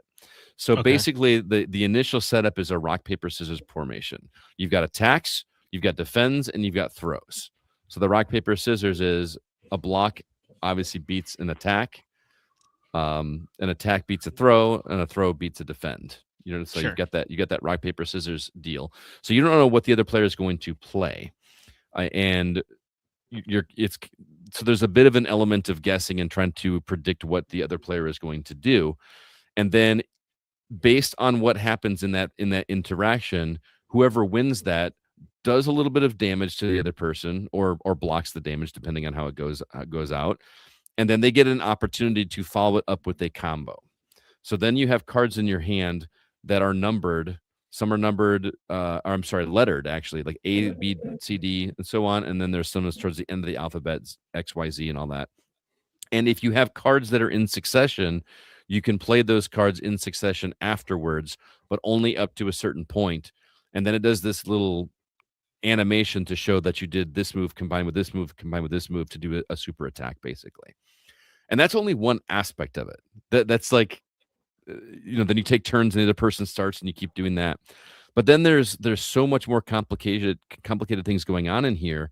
Like you can swap out cards from your playing field into your discard deck or whatever you have going. Because that's one thing about this game is it sounds like it's going to be a deck building style game, but it's not. When you play, you have every card available to you. It's just whichever in your deck, but whatever is dealt to you is what you have to play with right now. You know what I'm saying? Mhm. So you're never like missing any cards. You're never earning extra cards that do anything. Your cards are always available to you. It's what's drawn to you and what's in your hand and what's not available to you right now. So you can actually trade cards on a turn, counting as a turn. If you get two cards of the same kind, you can swap those in and get, how like in fighting games, they've got like the super power meter where like if you get that, you get to do like a super extra move like in Street Fighter. Sure, yeah, of course. So if you get two cards the same, you can swap those to fill in two of those nodes or one of those nodes and do a finisher. There's just so many different things going on in this game. And I feel like if you are a hardcore fighting game fan, you were going to really appreciate what they've got going on here. It's super impressive what they've put together. I mean, I was talking to a friend of the show, Mike, who Zach, who is a big fighting game guy, and the way he was explaining it to me is that you look at the numbers on the cards kind of like frames in a fighting game. like this is how close you have to be in order to be able to land this attack. Okay, yeah. And the cards are doing this. It's a little over my head because I'm not a hardcore fighting game fan. I'm just a casual fighting game fan. I've dabbled here and there, but I definitely don't count frames. I think what they've put together is very impressive. The characters are interesting. Each character has its own special, unique, certain abilities that make them stand out against other characters. But you can also stack a gem into each character to give them an extra ability that might complement what their current abilities are.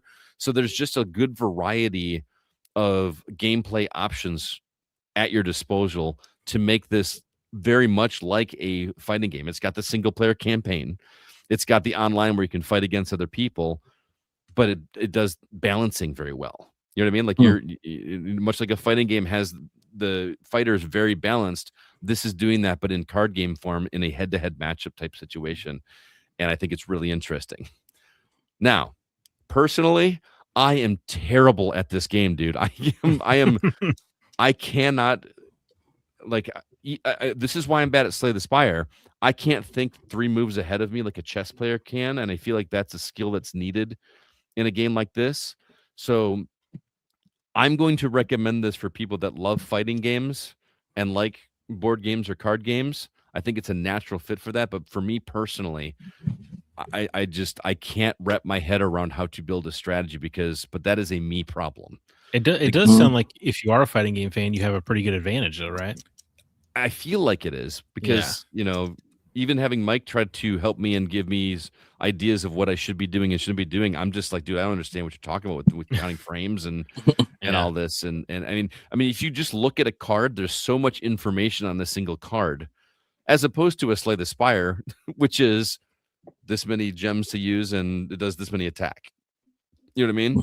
This has a letter that does the order that you can do for combos. It has a number of dots that tell me how many of the 4 dots are consumed if I try to do a combo. It has a timer on it that shows how fast this move is. So if I'm playing against somebody else and we tie on the type of attack, whichever one is quicker is going to land before the others. So there's all this stuff you have to account for and pay attention to.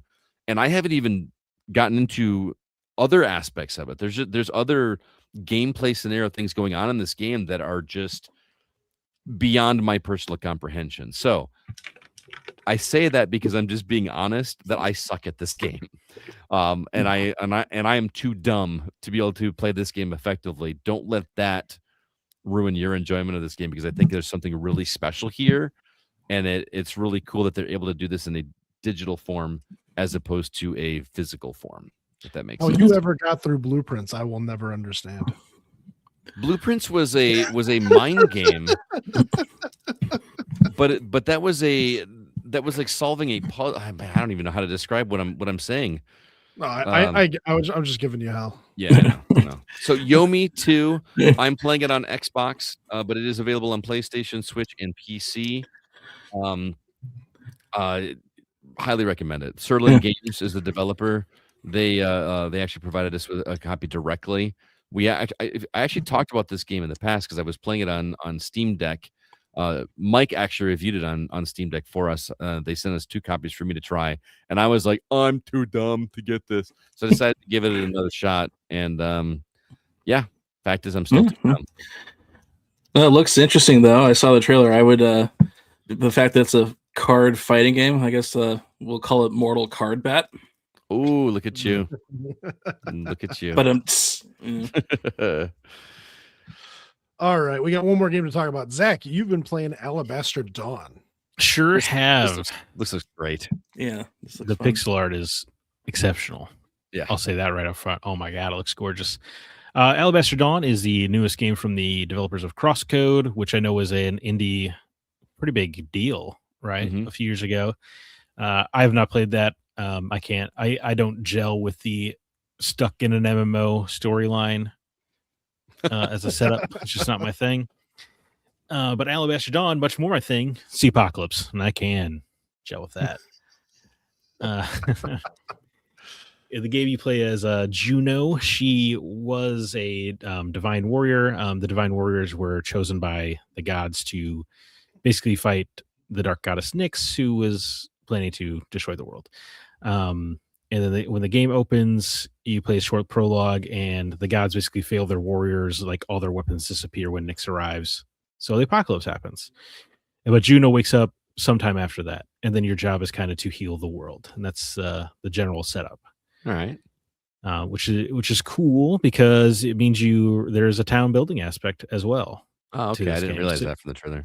Yeah, so it's kind of like a top-down action RPG. You're going from room to room, fighting a bunch of enemies. The combat is just really fast and fun. A lot of dodging, parrying, satisfying parrying. It looks like from the trailer. Yeah, you can, you get, especially when you parry a projectile, because that usually breaks an enemy's guard. Because if you hit an enemy sustained, you'll break their guard and make it easier to do follow-up damage and stuff. A lot of fast, I guess, frenetic combat. You're going to be constantly moving, attacking guys, dodging out of the way. It's really fun. You got ranged options, melee options, a lot going on. A lot of fun. And then, but as you're doing this, you're kind of like rebuilding a town. Like my last PlayStation, I cleared out a bunch of demons from a rice field so we could start growing rice again, for instance. Oh, okay. Cool. And that's kind of the soft setup so far as you're trying to figure out why did the gods go silent?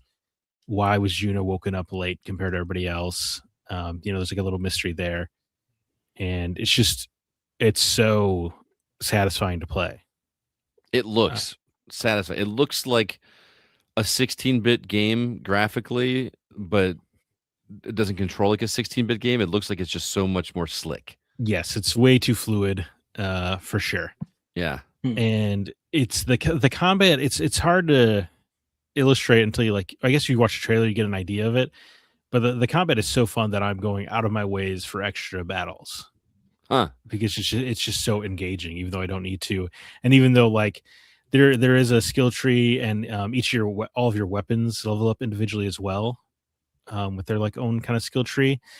And there's not there's not a giant web for everything right now in the early access. Sure. So I've been playing 3 hours and I already have my sword all the way to max level, for instance. Oh, gotcha. Okay. But the skills that are there they actually change the way you can do things. You might be able to do a charge attack, or you can fill in a combo gap sort of thing. It's pretty satisfying, is my point. And there's a bunch of upgrades and cooking and blah blah blah. Lots of mechanics to this game for sure. Is this party based? Because I saw a couple scenes in the trailer where it looked like you had someone in your party solving puzzles together. Yeah, I haven't. They're kind of hinting at a woman who's going to start following me, but I have not gotten her yet where I'm at. And the only guy I have right now is a talking capybara, who I guess is a divine capybara because he's a messenger from the gods. All of the gods are talking to him for whatever reason. Well, I didn't realize it was early access. So yeah, so it is early access, and that's actually what interested me to play it right now. I know it's going to be a hang up for a lot of people because they said up front it's probably going to be early access for about 2 years.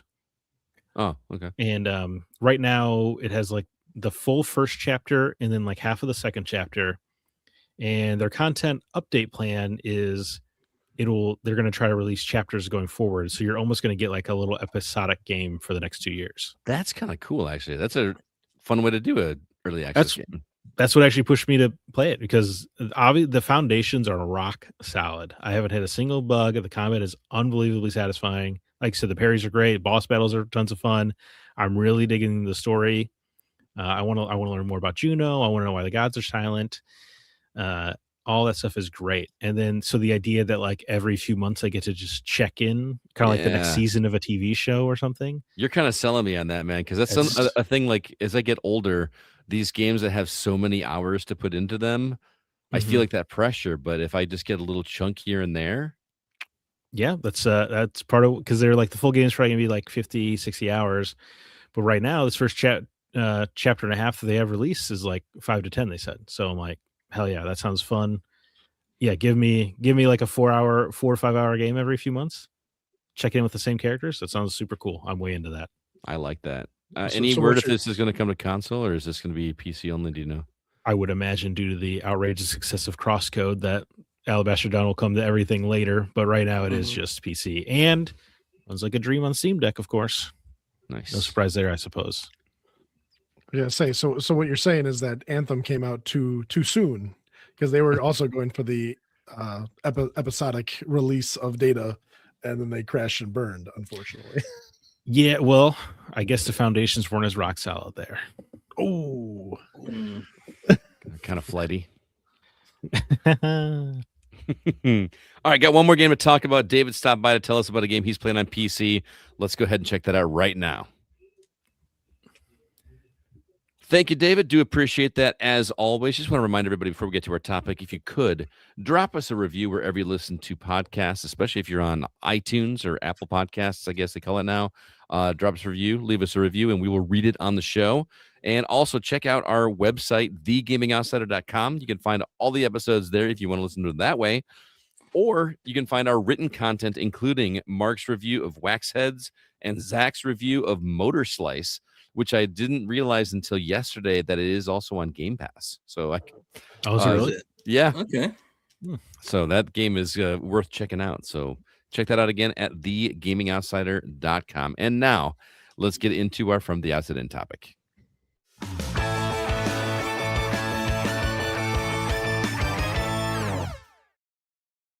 We're just a couple weeks away from the release of the hotly anticipated 007 First Light from IO Interactive. So Sean wanted to talk about other games from the past based on Ian Fleming's character, James Bond. So even outside of video games, Sean, I'm going to start with you. What in your mind makes James Bond stand out as such a great character, whether it be the original books, the films, or the games? Why do we love James Bond? Why are we fond of the Bond?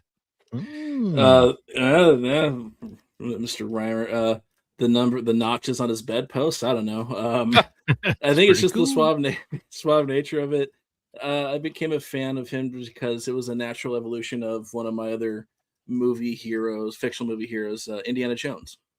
Okay. So I got into Bond kind of through that, and funny enough, the whole concept of Indiana Jones started by Spielberg telling George Lucas, "Hey, I want to make a Bond movie," and Lucas says, "I got something better." And then Raiders was born, only to have Sean Connery come in and play Indy's dad. So it's really full circle. Anyways, so me getting into Bond is a natural evolution of that idea that was instilled in Indiana Jones. Interesting.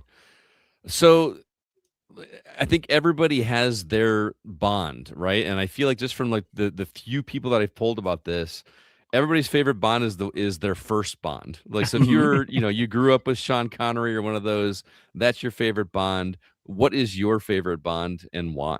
Well, Brosnan. I mean, we all grew up on Brosnan, right? Yeah, see, I'm in the same boat, and I feel almost guilty saying that, but like that's just my James Bond.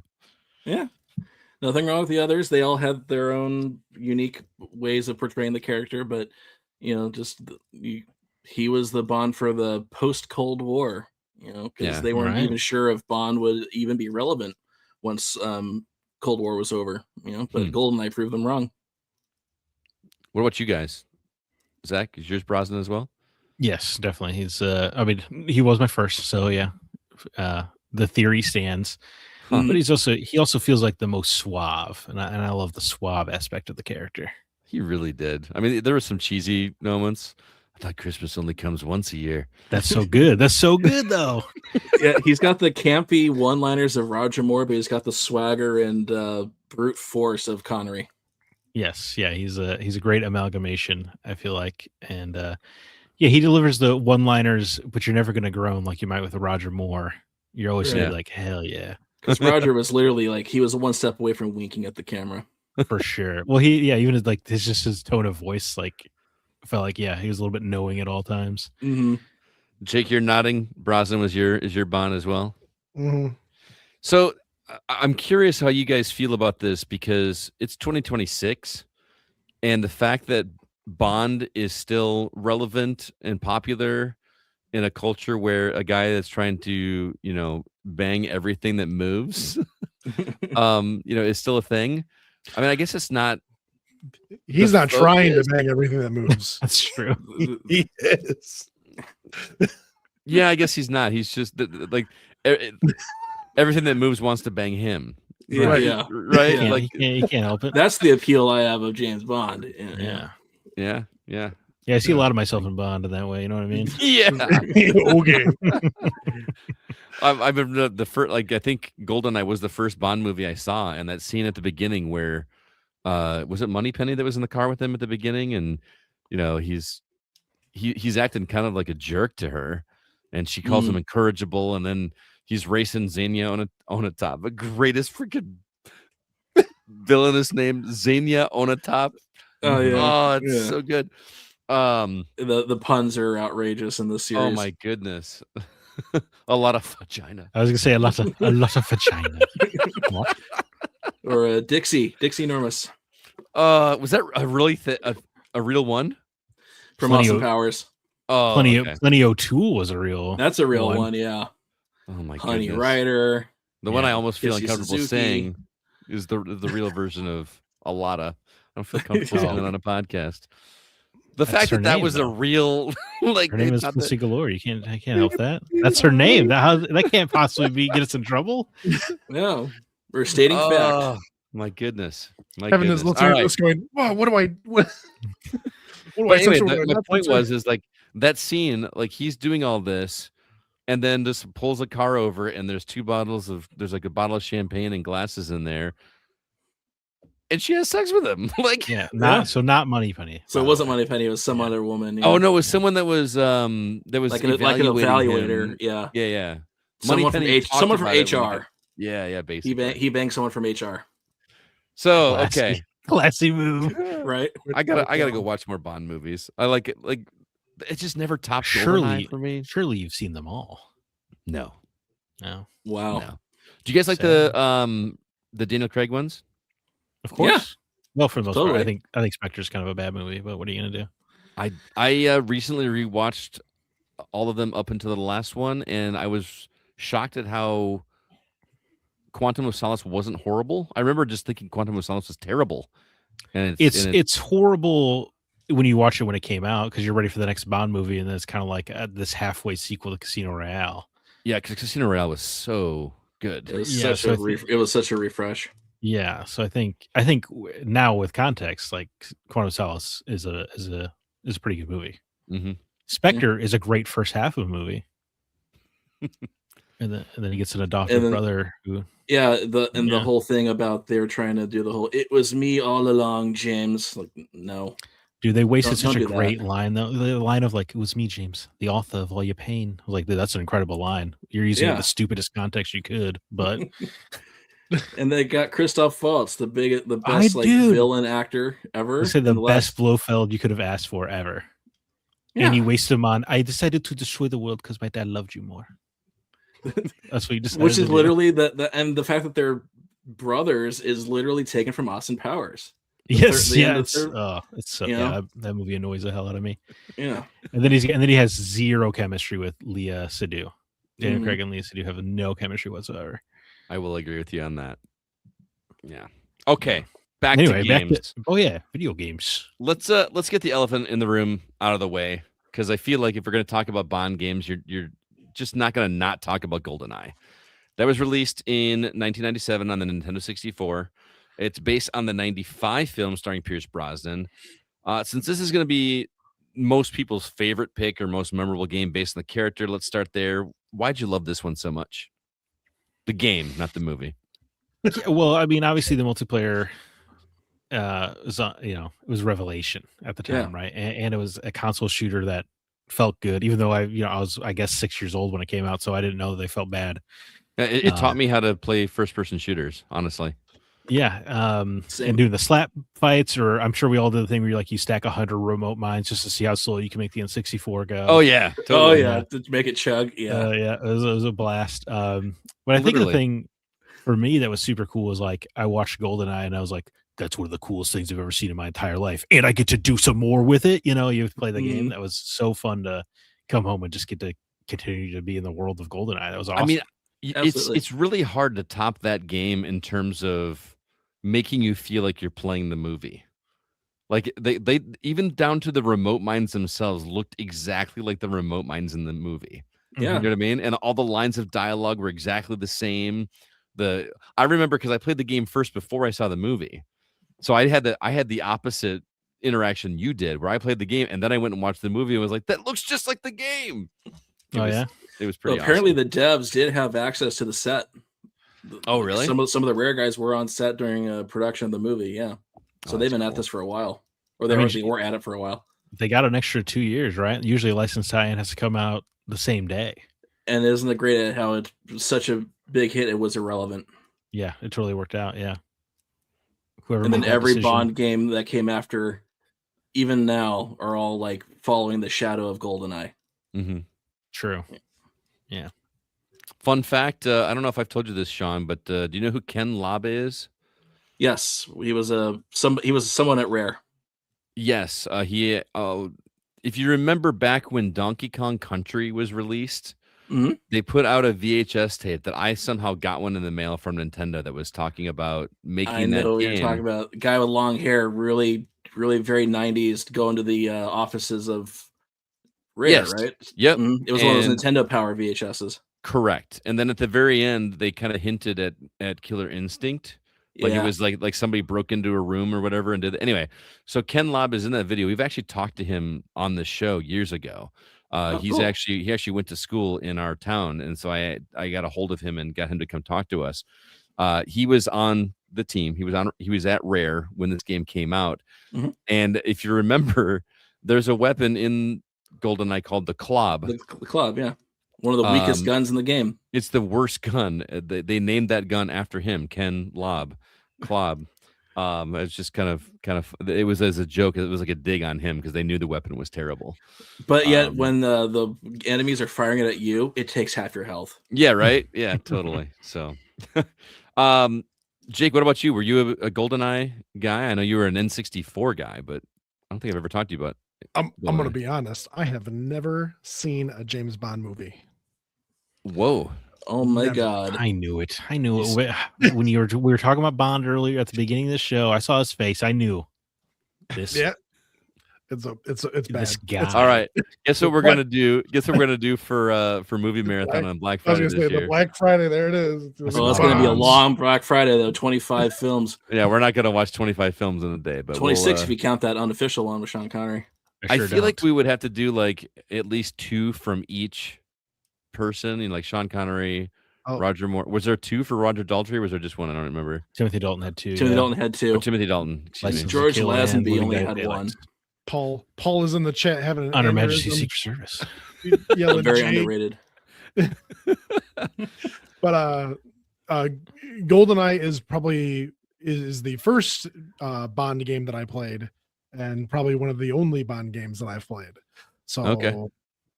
I mean it came out when I had, obviously the N64, but I had a Game Shark, and my fondest memory of it is going through and cheating and writing code and finding new codes to put into the Game Shark for Bond to be awesome. And so that's actually my memory of it, is not even playing the game. It's just cheating at it.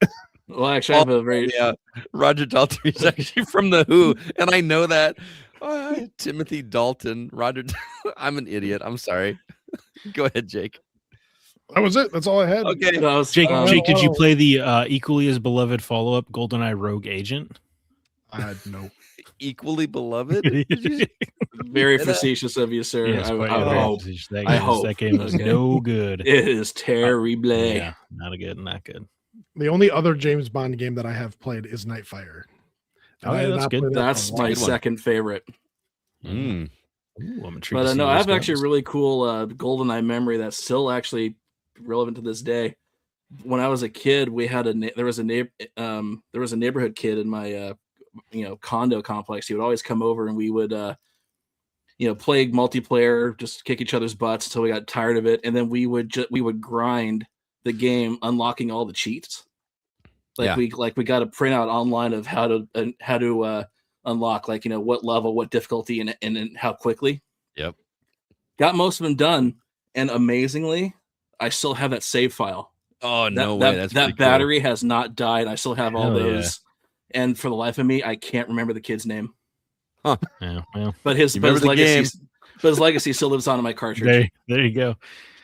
Did you ever go through the game on 007 difficulty? Yes, we did unlock 007 mode. Whoa! All right. And again, that's why I'm not on 007.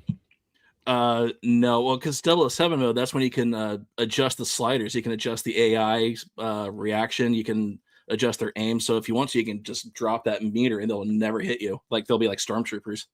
Oh, I didn't know that. I actually played it. I actually beat it legit without the sliders on the hardest difficulty, which is no easy task, especially with those that control scheme.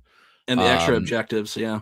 And the extra objectives, because that game did like the infinite respawn thing with the enemies, where like if you could not kill all the enemies, they would just keep coming and coming and coming, and you eventually had to like just run for your life, and it was very difficult. But so many good memories of the multiplayer. Like you said, there was like a temple level which made no sense.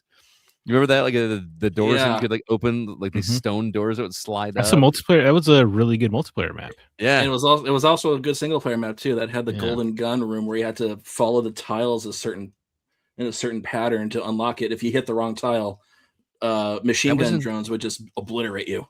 That was in GoldenEye? GoldenEye, yeah. You didn't know that, Scott? Are you a fake fan? I don't remember that level. I don't remember. It was the very, very last level, and you would Baron Samedi from Live and Let Die was the enemy that would haunt you because he's a voodoo shaman. I am just like I thought the last level was the satellite dish in GoldenEye. Well, there were two extras. There was one that was the Incan temple that was based off of Moonraker. Oh, okay. That's where you got the laser pistol. Gotcha. Okay. Yeah. But yeah, I also have fond memories of that because that is one of the few games I was actually able to get my stepdad to play with us. Like he didn't play games a lot. He liked Driver, and he liked GoldenEye, and we would play 4-player GoldenEye. My brother, my stepdad, me, and my neighbor Roy would get together and just like all the time. We even did the TV cardboard thing. So you went that hardcore, huh? Oh yeah, stop looking at my screen. You're cheating. Blah blah blah. That was part of the strategy. I got to ask a fellow expert here with Sean.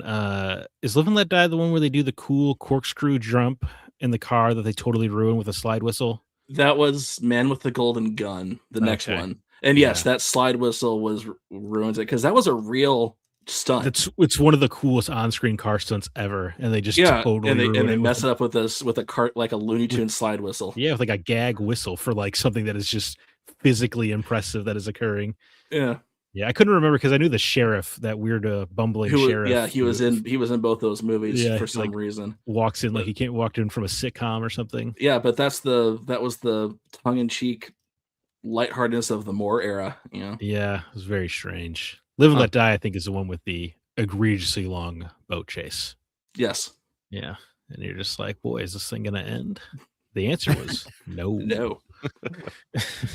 We do have a comment from the community. We had lots of comments about GoldenEye because, like I said, it's everybody's favorite. But I'm just going to read one of them. Mark Shemansky says, I can only name GoldenEye on the N64. The multiplayer fun.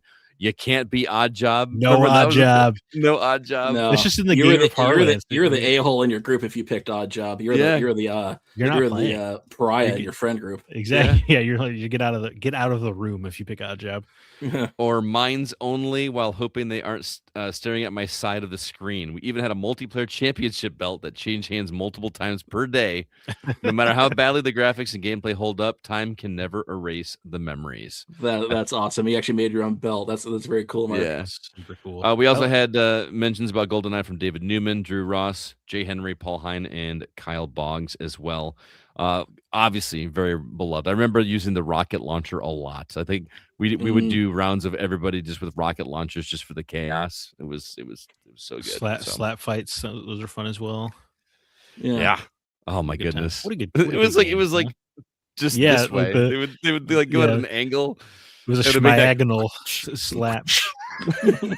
Schmagnal. And then if you had the sniper rifle equipped in your inventory, and then you went to Slapper, you would use the butt of your sniper rifle. It would replace it would replace the hand model. And also, I mean, just think about this. If you remember, that controller was the N64 controller, did not have 2 sticks on it. Nope. Imagine aiming your gun nowadays in a first-person shooter with your left hand. And you're using triangle, square, circle, and cross to move your character. Correct. Yeah. Like Oh, when Very I, weird. Oh, Yeah. I'm gonna vomit. Oh, it's just, but that's how we learned. Like, and somehow, Yeah. somewhere along the lines, the DualShock came out, and then we're just like, oh, we can aim with this stick. That makes a lot more sense. Move with the left, like we have in every other video game our entire lives. Right. Yeah, so when they ported it to Xbox and Switch, getting that second joystick, it was like a game change. It completely ruined the challenge It because made the game so much easier. and it broke it almost to Yeah. to a point. I did play it. I did go back and replay it on Xbox. That was Oh sure, it's a good version. They did a good job in porting it. Yeah, it's super cool they did that. yeah. I was very. I very imagine very it was a happy with that. licensing nightmare. Oh yeah. Probably. All right. So, what other Bond games have you guys played and have fond memories of besides GoldenEye? Oh man, where to start? Actually, I will leapfrog off a comment by Jay Henry. I'll always say 007 Night Fighter deserves way more love too. The soundtrack, the driving missions, gadgets, and multiplayer were insanely good for its time. Felt like you were actually in a Bond movie. And honestly, James Bond 007 Night, Everything or Nothing with Pierce Brosnan was underrated too. Willem Dafoe as the villain made that game feel cinematic before it was really common. I agree 100,000 007%. Nightfire actually was my first Bond game on a next generation system when I got a PS2. Okay. And first of all, it ran butter smooth. It was, PS2 games ran at 60 FPS even back then. But the simple action of switching from a silenced to an unsilenced gun and seeing the animation of Bond taking off the silencer was amazing. It blew my mind. Makes you feel like a spy, dude. It feel like a spy. Whereas in GoldenEye, silence unsilence was an off-screen weapon change. Mm-hmm. So that having that simple extra added, like it was like the first time blown away by seeing actual characters' mouths move. For the first time that happened in the PS2 era. That one had Brosnan's likeness, but not voice. Right? Not his voice. Everything or Nothing was the one that had everyone. It was like his unofficial fifth movie. It is absolutely his fifth movie. And with Willem Dafoe as a villain, are you kidding me? Shane Elizabeth as a Bond girl, Heidi Klum as the femme and Heidi fatale. Klum, yeah, dude. Oh my god, what a game! I need to play this game. It's actually it's a third person, not a first person. If you have not played it, Scott, it is the fifth Brosnan film. They even have an original title sequence with the original song. Really? Just like the new one. Yeah, it's very much they were doing 20 years ago what First Light is doing now with Lana Del Rey's song, making it feel like a real movie. Do you know who the artist was that did the song in that one? Do you remember? Because those are like always stand out to me. Off the top of my head, I can't without looking it up. Yeah, I know the song is a banger though. Yeah, I mean, is there a bad Bond song? Yes. There are a couple stinkers. Yeah, for sure. Also, fun fact: Everything or Nothing, Eon Productions, the name of the production company that made the movies, stood for Everything or Nothing. So Sean, go ahead. I was gonna say, the fact that the title of a game was homage to the production company that's been making these movies for 60 years. Right, full circle. Mm-hmm. I was going to ask you, Sean. You said Nightfire was your second favorite Bond game. What is your favorite Bond game then? Well, GoldenEye. Oh, okay, without a doubt. All right, without a doubt. Okay. A doy? No. Yeah, were you stupid, man? No, it's just one of those things. Like, come on. But the one that stood out to me the most was one I played on GameCube called Agent Under Fire. Yeah, that's a good one. Yeah, that's a good one too. That was a great game. I remember, isn't that the one that had like Bond moments where like if you hit a car off a ramp or something, it would make the James Bond noise and it would go into slow motion or whatever, and it would increase your score because it was still kind of a score grab game. You were rated after every level. Yeah, it was kind of like a prototype for like achievements in a weird sense. I just have good memories of that. I played past the controller with a buddy of mine playing that game, and we had a good time. I remember one mission I kept dying on, and it's been so long I don't remember what was going on. But you know how there's like an animation at the beginning of some levels. Mm-hmm. James Bond like floated in on like a either it was a jetpack or something that he was doing where he was floating down from the sky, landed, adjusted his tie, and then like it turned into first person or whatever, and he went and did it. Always got to adjust the tie, man. Yeah. Always. Or was it a tie or a bow tie? It had to have been a bow tie, right? He was always a tuxedo, but he wears plenty of suits. He wore business suits too. Yeah.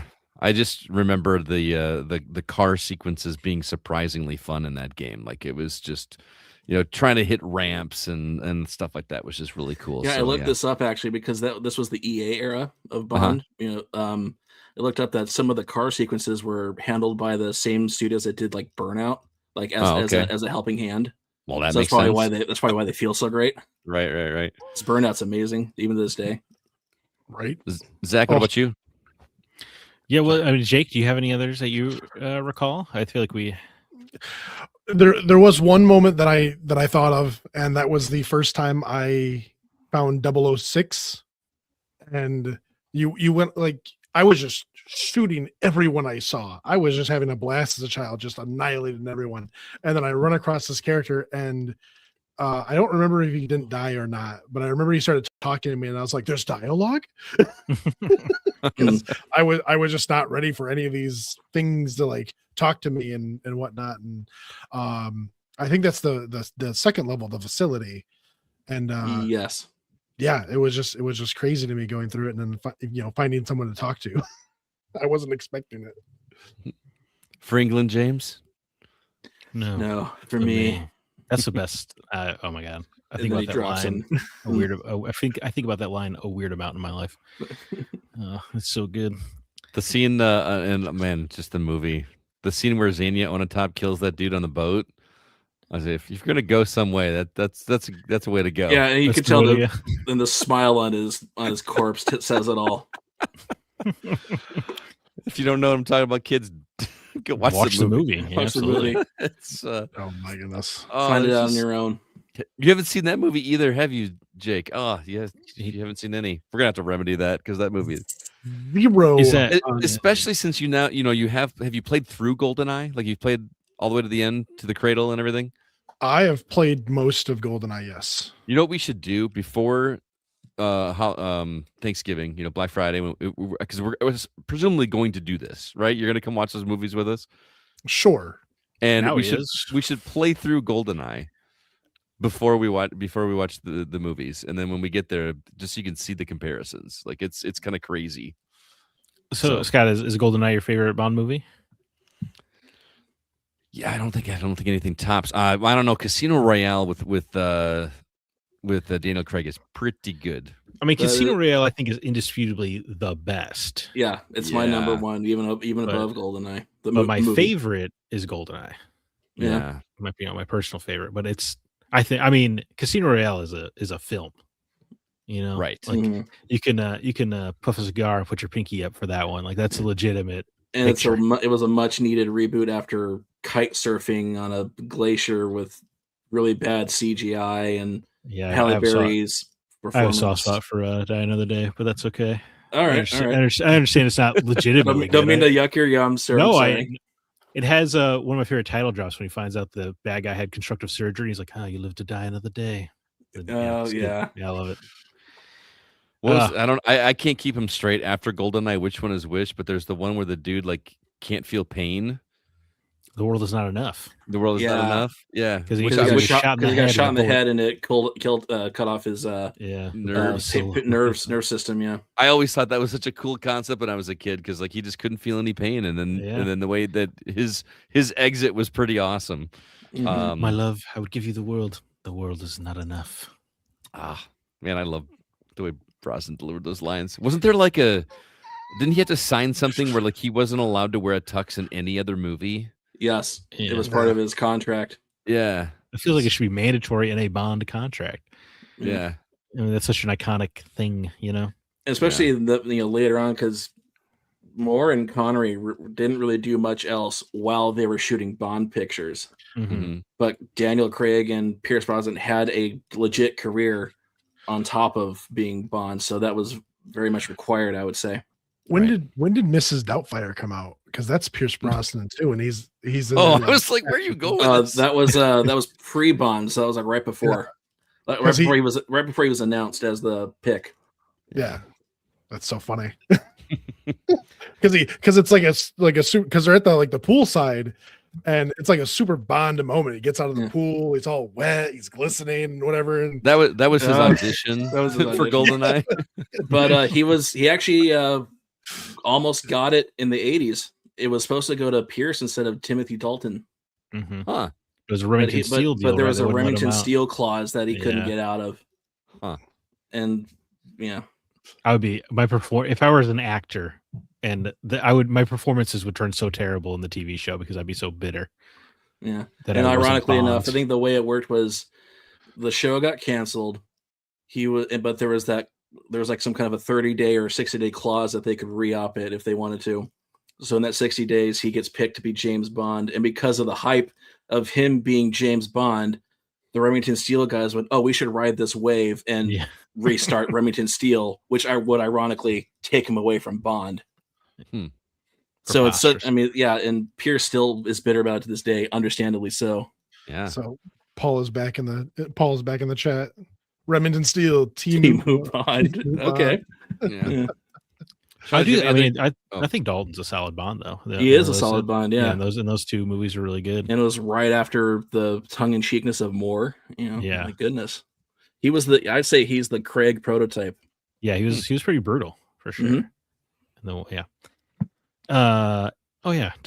For me, Memory, Everything or Nothing. That's the best Bond game. Love it to death. Yeah. Played it a bunch. Solid choice. Yeah. I think it's fantastic. Obviously, GoldenEye is also tremendous. I feel like I feel like I've played every Bond game since GoldenEye. You know, why wouldn't you play a new Bond game? Sure. Even 007 Legends, not very good at all. No, the entire Activision era is pretty terrible. Oh my it was God. they're just Bond of duties. Yeah, it was They're Quantum of Call of Solace, Duty. right? Yeah. Oh my And God, they're all just first person shooters that use the COD engine. God, they were not good. Bloodstone I thought was really good. There's actually a comment about that. Yeah. Tim Poland said I played Bloodstone last year on PS3. It still holds up. Man, those are simpler times when the game actually played off the disc. No kidding. Yeah, Bloodstone tried to be Craig's Everything or Nothing. Yeah. It's not quite to that height. But it's really different from the Bond of Duties. For sure. And it just wholesale steals Splinter Cell Conviction's mark and execute system. So that's really fun. Oh, yeah. Okay. I thought it felt familiar when I played it. Yeah. It's like I think it's even replenished by melee kills, much like Splinter Cell. Like it's like yes, it is. No bones about it, just straight stole it, which is fine. Mm-hmm. It works. It was a great mechanic. We had another comment over on Discord. Thomas Beck says, I only played A View to a Kill on the Commodore 64. I was very bad at it. It was one of those movie tie-ins that closely followed the film and basically lets you replay it. I don't think I played any Bond games after that. Sean, I didn't even know this one existed. You know, for a while there, I don't until I got into retro gaming, I always thought GoldenEye was the first Bond game. But it turns out when I did my research and started collecting and doing this article I'm writing for the site, there's a whole slew of stuff that I've never even touched and probably never will. Yeah, because they're so obscure. I mean, that's why I specified I played every Bond game since GoldenEye. Yeah. The title of my thing is I played almost every Bond game. Me and you, brother. Yeah. Me and you. But no, there's a whole slew of these. You know, there's name every computer platform at the time: Commodore 64, Amiga, ZX Spectrum. All of them had some kind of weird. They have a reputation for being terrible and not very good. I mean, I can't speak for View to a Kill, Thomas. I don't know if you liked it a lot or not, but I don't have any urge to play them. Is there one title James Bond Jr. or am I? Yeah, there was a cartoon series back in the 90s. Okay. NES was a James Bond Jr. Mm-hmm. Oh, that's probably what I'm thinking of. Yeah, on NES. I think I'm okay not playing that one. It's probably not much of a Bond game. That's probably barely more like a Baby Boss. Yeah. We had a couple other comments over on how do you pronounce it? Panax? Yeah, dealer's choice. That's just such a stupid name. Such a dumb rebrand. I can't even get my head around it. Drewzer81 says, my brother and I had an N64 and played an enormous amount of GoldenEye 007, unlocking many of the cheat modes. We also operated an honor system in the multiplayer. You couldn't attack anyone who didn't have a gun. We called this the chocolate biscuits rule in reference to a wholly unrelated Eddie Izzard routine. Fascinating. That's fascinating. I thought they were just being chivalrous like a knight. Yeah. But I appreciate the similar memory of he and his brother would grind the game for the cheat codes. At least he remembers his brother's name. I don't remember that kid's name from 30 years ago.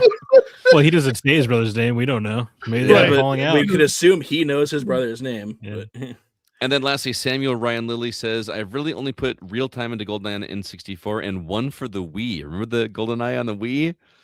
it was actually not that bad. No, No.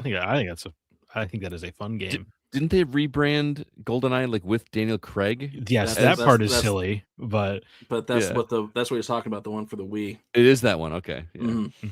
He they goes on to ported it say, to 360 and PS3 though, didn't they? Yeah, that got Yeah. ported later called Reloaded. Yeah. but okay. didn't they take it? It wasn't Daniel Craig after that, I thought. It I thought was. they pulled Yeah. him. Okay. Maybe I'm misremembering Yeah. then. Anyway, Samuel goes on and says, I feel like I played a PS1 007 game and it was a pretty rough third-person shooter. He's referring to Tomorrow Never Dies. It is Ah. a rough third It person. is a very rough third He's person correct. shooter. Yes, the only good quality I think I would say about it is the soundtrack, because it was done by Tommy Tallarico. Before he taked his reputation. Before he lost his mind. Yeah, no kidding. Yeah. But other than that, it was meh. And because it was a CD-ROM, at least they could use movie clips as cutscenes. Oh, That was something. I think that movie's good. Yeah, that was fine. Give the people what And they so want. topical these days because it's all about media manipulation. Mm-hmm. He kills a man with a printing press and says they'll print anything these days. Yeah, That's a great movie. yeah. Is that the one with that's the guy that is the older guy that's like super suave and has all the TV screens in Yep. the Jonathan Pryce is the actor's name. was Mhm. Terry Hatcher in that one? Yeah, she was the Bond chick. Yeah. Man, I want to go back and also- watch Bond. And also Michelle Yeoh is the other one. Yeah. Yes, Michelle Yeoh, Michelle yeah. Yeoh. They do that awesome motorcycle scene where they're like Yeah. handcuffed together. Oh my god, so good. And like when they flip around and have to switch places. Yeah, dude, and- that's a great movie. Oh, Mhm. See what I'm so saying? good. Well, that was a lot of fun.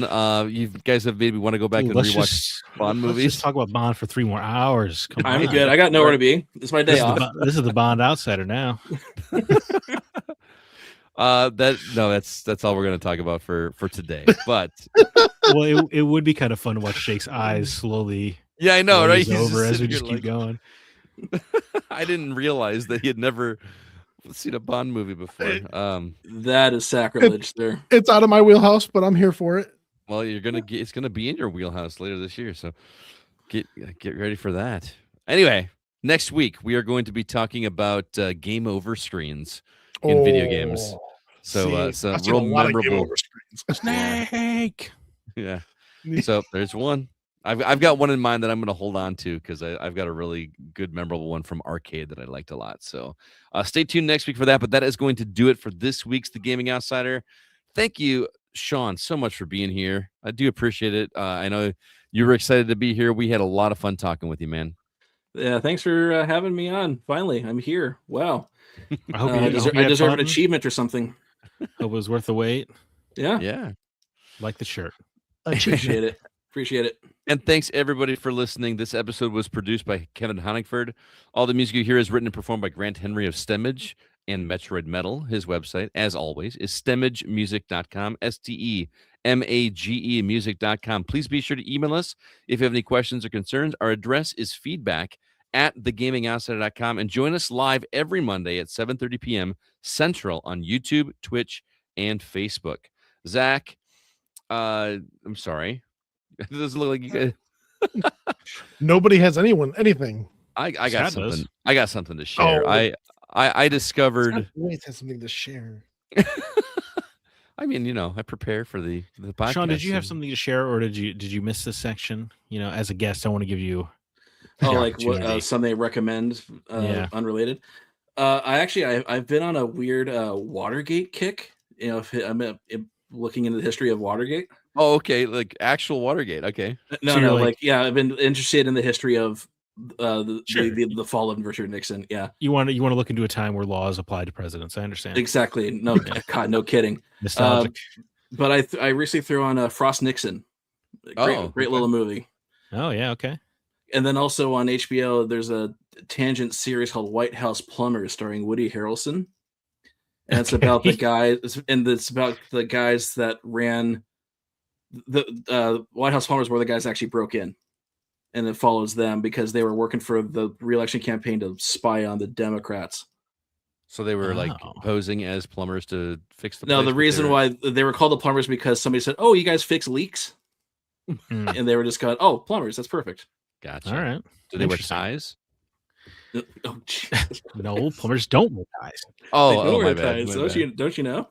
Oh man, it's like you paid no attention at all to that piece of literature. All right. I discovered today a genre of music that I never thought I was going to like or would be into. And apparently I'm into dark country because I just came across this band and you've got to go check this out. The band is called Iron West. And the song that that was brought to my attention is called Devil Knows My Name. This is dark country is like very deep voice vocalist with, I'm not going to say heavy metal power chords, but very dissonant power chords. Imagine like guitars from Rammstein, but slowed down with a singer that's more soulful and got a country twang to it. Go Okay. listen to this song, dude. I have been listening to he's got an EP with 4 tracks on it. Everything else he does is cool, but it's a little bit more country. But these 4 tracks on this EP, which includes Devil Knows My Name, go check it out. I think I'm into dark country now. Like this, You're at least into AI country band Iron West. it's an AI band. Yeah. Oh, Don't you hate when that happens? You you're got tricked, man. serious? That's what I'm reading right now. It's what it's on their actual like YouTube description. Oh my goodness, it's on Spotify. I discovered it on Spotify. No, I discovered it on TikTok, and then I went to Spotify to look it up, and I assumed this was real. Man, this is like fine. This is like eating the best burger of your life and learning that it was actually made with puppy meat. You're Yeah. like, well, it's still delicious, but I'm not thrilled about the burger. Or like Demolition so, Man. like- It's a rat so, like- burger. I just want to know: is this like? Are you like checking me every time I introduce a new? No, I was intrigued based on Uh-huh. the name and your description. So I went to YouTube to look them up. Their thumbnail looked incredibly AI, so I was like, okay, this is kind of weird. And then so I was like, so I clicked in to see if I just wanted to see if their art was made with AI, and they're just like, yeah, all the music was made with AI tools. Oh, that makes me so angry. Never mind. Unrecommend. Dude, Oh man. I just I feel like I'm my so- burger analogy is spot on, by the way. I don't think we've ever had an unrecommend. And I you're just, unrecommending. I'm so sad. Like I was so excited. I gotta find if there's other artists that do this because There are Ghoultown, or I can't remember the name. There's a song called Ghoultown that's really good. okay, I I will can't look remember it the name up. of the band. But though. it's not. But it was not made by a real person. The Yeah. one I'm referencing was. Yeah. Okay. Yeah, what I just recommended without realizing it is AI Yeah, slot. Yeah, But- Ghoultown no. is a dark country western band, and they've been around for some time. Okay. In- Okay. in- They wrote a song for that game Blood West that I love, for instance. Okay. Nice. Okay. I will go look it up. So I mean, up to you if you want to go look up because I think these 4 tracks are awesome, but it's makes me angry that it's not real musicians. So Yeah. The description says this channel is an original music and visual project created with the help of modern AI tools, manual creative work, editing ideas, and the author's personal vision. Using Like that he put his personal vision last. oh my god. Well, I apologize. I had no idea. Well, this is but- fun. I think this is kind of fun, dangerous new world we live in. Yeah, like I have to like actually go look up to see if a musician is real or not now. I feel like every that's time I awesome. see an interesting image online, I'm like, is it real? I've Yeah. seen some very Isn't that I've seen amazing? some very convincing photos of our president and a former president, Yeah, you know, for instance. I agree. All right. Well, now I'm all depressed, but until next week. Enjoy Scott's not gonna make it enjoy next games or week. whatever. if I'm back next week. No, it's all good. I'm just so bummed out. And thanks everybody for listening. Until next week, I'm Scott Clark with Zach Parkerson, Jacob Gunnarsson, and Sean Coates, and we are the Gaming Outsider. Remember, there's no such thing as a bad game, just games that aren't for you.